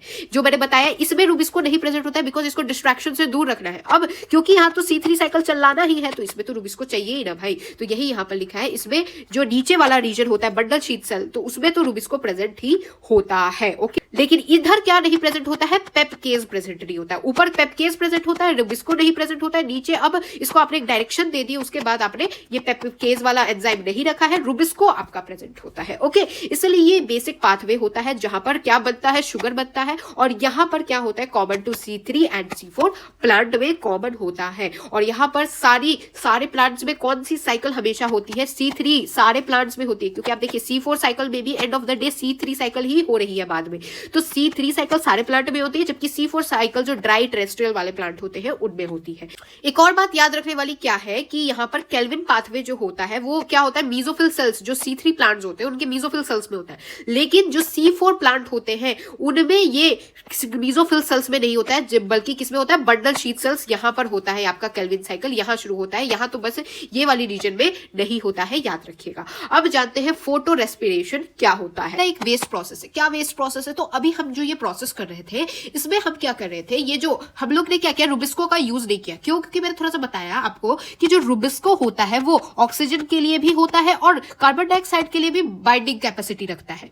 तो हम क्या चाहते हैं, कार्बन डाइऑक्साइड का फिक्सेशन हो, तो कार्बन डाइऑक्साइड को ही बाइंड करे, ऑक्सीजन को वो बाइंड ना करे। और क्या हो अगर वो ऑक्सीजन को बाइंड कर जाए, तो अगर ये ऑक्सीजन को बाइंड कर जाएगा तो फोटो रेस्पिरेशन हो जाती है, which is a very wasteful process, जो कि अभी जानते हैं क्या होता है। यहाँ पर RUBP जो होता है वो कार्बन डाइऑक्साइड के प्रेजेंस पे, रुबिस्को जो होता है उसके प्रेजेंस पे क्या 2,3-PGA बनाता है ना, 2,3-PGA के मॉलिक्यूल्स बनाता है। ओके ना, रुबिस्को जो है ना ये मोस्ट अबंडेंट एंजाइम है, पूरी दुनिया में सबसे ज्यादा जो पाया जाता है वो रुबिस्को ही पाया जाता है। ये क्या होते हैं, इनके एक्टिव साइट पे ये किससे किससे बाइंड कर सकते हैं, ये बाइंड कर सकते हैं कार्बन डाइऑक्साइड और ऑक्सीजन दोनों से। तो यहाँ पर ऐसे तो इसके पास कार्बन डाइऑक्साइड से ज्यादा बाइंड होने की एफिनिटी होती है जब कार्बन डाइऑक्साइड होता है, लेकिन यहाँ पर उसी के आसपास ये ऑक्सीजन से भी बाइंड हो सकता है। और क्या हो अगर ये ऑक्सीजन से बाइंड हो जाए, तो चलिए देखते हैं। यहाँ पर जो C3 प्लांट्स होते हैं सब उनमें क्या हो जाती है, कभी कभी ऑक्सीजन से बाइंड हो जाती है, इसीलिए यहाँ पर जो कार्बन डाइऑक्साइड का फिक्सेशन हो जाता है वो कम हो जाता है। अगर ऑक्सीजन से अगर कोई इंसान डिस्ट्रैक्ट हो जाएगा तो पढ़ाई वाला तो एकेडमिक परफॉर्मेंस गिर ही जाएगा। तो अगर ये ऑक्सीजन से बाइंड कर जाएगा तो कार्बन डाइऑक्साइड का फिक्सेशन डिक्रीज हो जाएगा। इसीलिए हियर क्या होता है, RUBP जो होता है, यहाँ देखिए RUBP जो है वो रुबिस्को के प्रेजेंस में जब ये कार्बन डाइऑक्साइड से रिएक्ट कर रहा होता है तब 3-PGA बनाता है। अब अगर ये कार्बन डाइऑक्साइड से रिएक्ट ना करने की जगह क्या करे, ऑक्सीजन से रिएक्ट करेगा तो 3-PGA नहीं बनता है। क्या बनता है बताती हूँ, यहाँ देखिए, instead of converting 2 molecules of PGA binds with oxygen, जिससे क्या बनता है, एक मॉलिक्यूल ऑफ फॉस्फोग्लिसरेट बन जाता है। और क्या बनता है, फॉस्फोग्लाइकोलेट, जो कि एक 2 कार्बन कंपाउंड है, ये बना देता है। जबकि हमें चाहिए क्या, 3-PGA, और ये जो बनाता है ये हमें इससे कोई फायदा नहीं होने वाला है। और यही जो ये बनाता है ना फालतू प्रोडक्ट, वेस्ट प्रोडक्ट, इसी वाले प्रोसेस को फोटो रेस्पिरेशन कहते हैं। और ये क्या है, फोटो रेस्पिरेटरी पाथवे है, जहां पर ना तो शुगर बनती है ना एटीपी बनती है, के बदले जो ऑक्सीजन रिलीज करने वाला था उसके बदले कार्बन डाइऑक्साइड को रिलीज कर देता है और एटीपी को भी यूटिलाइज कर देता है इसमें। और यहाँ पर कोई एटीपी, कोई NADPH वगैरह नहीं बनता है। और ये बायोलॉजिकल फंक्शन क्या है ये फोटो रेस्पिरेशन का, ये तो नहीं पता, लेकिन ये बहुत ही वेस्टफुल प्रोसेस है, आपको समझ आ जाना चाहिए। ये ना तो शुगर्स बनाता है ना एटीपी बनाता है, उसके बदले और प्लांट्स क्या होते हैं, ऑक्सीजन देते हैं हम लोग को। क्या होगा वो कार्बन डाइऑक्साइड देने लगे हम लोग को, तो उसके बदले कार्बन डाइऑक्साइड ही रिलीज करने लगता है, एटीपी को ही यूटिलाइज करने लगता है, और एटीपी ना NADPH कुछ नहीं बनाता है, और ये हो जाती है पूरा वेस्टफुल प्रोसेस हो जाता है। इन C4 पाथवे जो फोटो रेस्पिरेशन होती है वो कभी होती ही नहीं है, बिकॉज इसने ऑलरेडी अपने बच्चे को क्या कर रखा है, डिस्ट्रैक्शन से दूर रख रखा है। तो C4 प्लांट में क्या होता है, अभी आपने देखा कि ये इसको ऑक्सीजन का कभी डिस्ट्रैक्शन से तो कोसों दूर रखते हैं, इसको अलग ही कमरे में ले जाते हैं। तो क्या होता है, इनको कभी ऑक्सीजन का प्रेजेंस मिल ही नहीं पाता है, तो ऑक्सीजन का प्रेजेंस कभी मिल ही नहीं पाता है, तो इसमें कभी फोटो रेस्पिरेशन नहीं होती। तो ये हो गया ये, ओके। तो इसीलिए C4 प्लांट्स में यहाँ फोटो रेस्पिरेशन नहीं होती है। इनके पास एक मैकेनिज्म होती है जिससे कि ये क्या कर देते हैं, कार्बन डाइऑक्साइड का कंसेंट्रेशन बढ़ा देते हैं एंजाइम वाली साइड पे। होता है जब C4 जो एसिड जो मेसोफिल से सेल से आते हैं वो शीट के अंदर आ जाते हैं, ये सब आपको प्रोसेस पता है ना। This is the reason why plant जो होते हैं, जो ऐसे टेरेस्ट्रियल ड्राई में होते हैं, उनमें फोटो रेस्पिरेशन नहीं होती है। और इससे क्या होती है, प्रोडक्टिविटी, यील्ड वगैरह अच्छी हो जाती है। इनके पास कोई डिस्ट्रैक्शन वाली नहीं होती और अपने हायर टेम्परेचर में भी ये टॉलरेट कर पाते हैं। तो ये हो गया फोटो रेस्पिरेशन क्या होता है, समझ आ गया। अब अभी भी अगर आपको क्लियर नहीं हुआ तो ये आपकी एनसीईआरटी एक टेबल मेंशन करती है, चलिए इसको देखते हैं और आपको अब तो पूरा क्लियर ही हो जाना चाहिए। देखिए पर एक C3 प्लांट है, एक C4 प्लांट है। यहाँ बताइए केल्विन साइकिल कहाँ होती है, यहाँ पर C3 वाले प्लांट में कहाँ होती है, मेसोफिल के अंदर होती है, जबकि C4 वाले में कहाँ होती है, बंडल वाले, नीचे के साइड बंडल वाले शीट के अंदर होती है। Okay, now cell type in which जो इनिशियल कार्बोक्सिलेशन रिएक्शन कहाँ होती है, C3 वाले में होती है, मेसोफिल सेल्स के अंदर ही होती है। और यहाँ C4 में भी तो मेसोफिल सेल के अंदर ही इनिशियल वाली जो देखिए इनिशियल वाला कहाँ हो रहा है, मेसोफिल सेल्स के अंदर ही तो हो रहा है, इनिशियली मेसोफिल सेल्स के अंदर ही चीजें चलती है दोनों ही पाथवेज में। ओके चलिए नेक्स्ट जानते हैं, how many cell type does the leaf have that fixes carbon dioxide. Carbon dioxide को फिक्सेशन करने के लिए कितने सेल टाइप है, कार्बन ये जो C3 वाले प्लांट होते हैं उनके पास तो सिर्फ एक मेसोफिल रहता है, तो ये क्या है, इसमें तो 1 ही होता है। जबकि जो C4 वाले प्लांट होते हैं उन्होंने क्या क्या रख रखा है, एक बंडल शीट भी रख रखी है और मेसोफिल भी रख रखी है। तो ये हो गया बंडल शीट भी है और मेसोफिल भी प्रेजेंट होती है। Okay now what which is primary carbon dioxide acceptor, यानी जब कार्बन डाइऑक्साइड आता है तो कौन एक्सेप्ट करता है। तो मैंने आपको बताया C4 वाले प्लांट जो होते थे उसके लिए पिप पिप करके बैठा हुआ था, तो इसमें पिप है। और C3 वाले प्लांट के लिए कौन था, RUBP बैठा हुआ था कार्बन डाइऑक्साइड को एक्सेप्ट करने के लिए। फिर नंबर्स ऑफ कार्बन, जो प्राइमरी कार्बन डाइऑक्साइड एक्सेप्टर में कितने नंबर्स ऑफ कार्बन थे, यानी कि ये RUBP में कितने कार्बन है और PEP में कितने कार्बन है। PEP में तो 3 कार्बन है, ये तो अभी पढ़ा हमने। RUBP में 5 कार्बन कंपाउंड है। Okay which is primary carbon dioxide fixation करके जो प्राइमरी प्रोडक्ट आ रहा है वो क्या है। यहाँ C3 वाले में क्या आया था, PGA आया था ना, और C4 वाले में कौन आया था, OAA आया था। यहाँ देख लीजिए मैं बता दे रही हूँ, यहाँ पर क्या आया था जब मैं पढ़ा रही थी, तो यहाँ पर ये जो C4 एसिड था OAA मैंने बताया था, तो OAA ही तो प्राइमरी क्या प्रोडक्ट बन रहा है, यही ना पूछ रहा है, तो वही प्राइमरी प्रोडक्ट बना है। फिर नंबर्स ऑफ कार्बन जो प्राइमरी प्रोडक्ट में प्रेजेंट हो, प्राइमरी प्रोडक्ट में कितने कार्बन प्रेजेंट है, तो C4 वाला जो होता है उसमें कितने कार्बन OAA में प्रेजेंट होते, 4 कार्बन प्रेजेंट होते, और PGA में कितना होता है, 3 कार्बन प्रेजेंट होता है। तो यहाँ पर नेक्स्ट पूछ रहा है, अब है डज प्लांट हैव रुबिस्को, क्या रुबिस्को प्लांट के पास प्रेजेंट है। देखिए C3 जो प्लांट होता है उसमें तो रुबिस्को प्रेजेंट होता है, हाँ इसमें तो प्रेजेंट होता है। यहाँ C4 वाले में भी हाँ प्रेजेंट होता है, रुबिस्को प्रेजेंट होता है। यहाँ मेसोफिल में रुबिस्को नहीं प्रेजेंट होता है, यहाँ रुबिस्को नहीं प्रेजेंट होता है, कहाँ प्रेजेंट होता है, इधर तो रुबिस्को प्रेजेंट होता है, मैंने बताया है, डोंट फॉरगेट दिस। यहाँ पर रुबिस्को नहीं प्रेजेंट होता है, उसके बदले क्या प्रेजेंट होता है, PEP केस प्रेजेंट होता है उसके बदले। यहाँ पर PEP केस नहीं प्रेजेंट होता है, यहाँ पर रुबिस्को प्रेजेंट होता है इस वाली जगह पे। तो अगर आप C4 वाला साइकिल भी देखेंगे तो इसमें तो रुबिस्को प्रेजेंट ही है, तो रुबिस्को तो दोनों में ही प्रेजेंट है। Now does plant have PEP case, क्या ये जो C3 वाला होता है उसमें PEP केस प्रेजेंट होता है, हाँ इसमें भी प्रेजेंट होता है। और जो C4 वाला होता है उसमें प्रेजेंट होता है, हाँ उसमें भी PEP केस प्रेजेंट होता है। Now which cell in the plant have rubisco, इनमें से कौन से जो सेल होता है प्लांट के उनके पास रुबिस्को होती है। यहाँ पर देखेंगे जो C3 प्लांट होता है उसमें कहाँ रुबिस्को पाया जाता है, हमारा रुबिस्को जो होता है वो मेसोफिल सेल्स के अंदर ही पाया जाता है। जबकि C4 प्लांट के लिए कहाँ पाया जाता है, अभी बताया मैंने कहाँ पाया जाता है, बंडल शीट सेल्स के अंदर ये रुबिस्को पाया जाता है, लेकिन पाया तो दोनों में ही जाता है। Okay now carbon carbon dioxide fixation rate high light conditions पे क्या होती है, यहाँ पर क्या होती है, यहाँ मीडियम होती है, ओके, और यहाँ पर क्या होती है, यहाँ हाई आपको देखने को मिलती है। जब हाई लाइट कंडीशंस होती है तो C4 प्लांट ज्यादा यहाँ कार्बन डाइऑक्साइड का फिक्सेशन करवाता है। वेदर फोटो जो रेस्पिरेशन होता है ये present at low light intensity, क्या फोटो रेस्पिरेशन होता है, यहाँ पर भी नेग्लिजिबल ही होता है, यहाँ पर भी नेग्लिजिबल ही होता है। ये एक बात जो मेंशन नहीं है वो ये वाली बात है, ठीक है। यहाँ पर देखिए, यहाँ पर दोनों में ही आपको नेग्लिजिबल देखने को मिलेगा।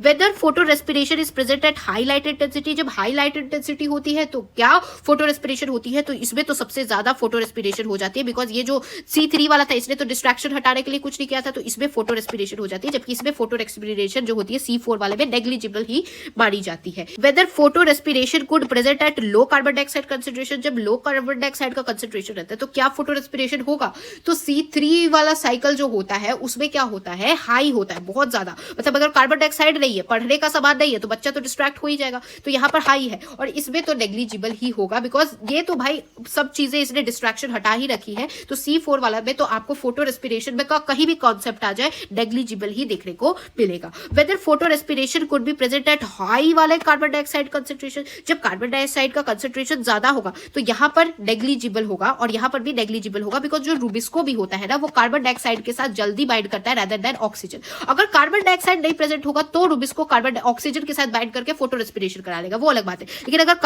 कार्बन डाइऑक्साइड का कंसेंट्रेशन ज्यादा रहेगा तो वो कभी भी ऑक्सीजन के साथ बाइंड नहीं करेगा। नंबर ऑप्टिमम टेम्परेचर ये इंपॉर्टेंट है, बिकॉज ये कहीं मेंशन नहीं है। यहाँ पर 20 से 25 डिग्री सेल्सियस का ऑप्टिमम टेम्परेचर होता है, जबकि C4 साइकिल में कितना होता है, 30 से 40 डिग्री सेल्सियस का होता है। एग्जांपल्स क्या है, C3 साइकिल्स कौन करते हैं, व्हीट हो गया, राइस हो गया, पोटैटो, बैम्बू, ओट्स वगैरह में होता है। और C4 साइकिल कहाँ होता है, मेज, शुगर केन हो गया, सोरगम हो गया, उन सब में होता है। तो अब आपको C3 और C4 साइकिल क्रिस्टल क्लियर हो गया। अब हम लोग जानने वाले हैं फैक्टर्स अफेक्टिंग फोटोसिंथेसिस। फोटोसिंथेसिस को कौन कौन से फैक्टर्स अफेक्ट करते हैं। यहाँ रेट ऑफ फोटोसिंथेसिस ना ये बहुत इंपॉर्टेंट होता है कि कितना यील्ड होगा, कितनी उपज होगी, बिकॉज अगर फोटोसिंथेसिस ज्यादा होगा तो उपज ज्यादा होगी, फोटोसिंथेसिस कम होगा तो उपज ऑब्वियसली कम होने वाली है। और इस फोटोसिंथेसिस होगा क्यों, कब ज्यादा होगा, कब कम होगा, ये फैक्टर्स कुछ होते हैं। ये इंटरनल भी हो सकते हैं, एक्सटर्नल भी हो सकते हैं। यहाँ पर नंबर क्या है, साइज क्या है, एज क्या है, लीव्स की ओरिएंटेशन क्या है, मीजोफिल सेल्स हो गए, क्लोरोप्लास्ट हो गया, carbon dioxide, internal carbon dioxide का कितना कंसेंट्रेशन है,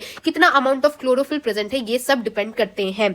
और अगर आप इंटरनल फैक्टर की बात करेंगे तो क्या जेनेटिक है उसके अंदर, वो ग्रोथ ऑफ प्लांट वगैरह डिपेंडेंट होते हैं। एक्सटर्नल फैक्टर क्या हो गया कि सनलाइट क्या है, टेम्परेचर क्या है, कार्बन डाइऑक्साइड की कंसेंट्रेशन बाहर क्या है, वाटर की कंसेंट्रेशन बाहर क्या है, ये सब होती है एक्सटर्नल फैक्टर।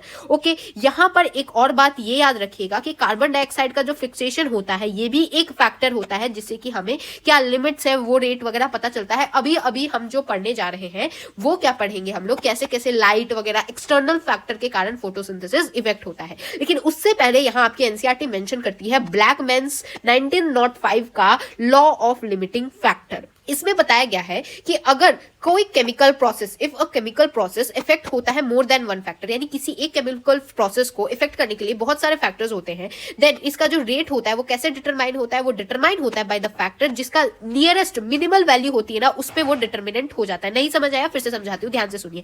यहाँ पर जैसे मान लीजिए किसी प्लांट के पास ऑप्टिमम लाइट भी है, कार्बन डाइऑक्साइड भी है, सब है, लेकिन अगर उसके पास किसी तरीके से मान लीजिए टेम्परेचर नहीं है, इसके पास सब प्रेजेंट है, लाइट, कार्बन डाइऑक्साइड सब प्रेजेंट है, बस टेम्परेचर भी अगर नहीं प्रेजेंट है ना, तो ये इसका फोटोसिंथेसिस का रेट लो हो जाता है। बिकॉज ये क्या बोल रहे हैं, लॉ ऑफ लिमिटिंग फैक्टर, जो जिसकी कमी होगी ना उसके कारण ये अपना पूरा का पूरा ही प्रोसेस को रोक देता है। ये नहीं समझता है ना कि मेरे पास ये चीजें तो है, ये ऐसा समझता है कि मेरे पास ये क्या क्या चीजें नहीं है, और अगर नहीं है तो मैं प्रोसेस नहीं करूंगा। This is the factor where ये डायरेक्टली इफेक्ट करता है प्रोसेस, जिससे कि क्या जो हमारी क्वांटिटी होती है वो चेंज हो जाती है। अब सबसे पहले लाइट फैक्टर क्या होता है।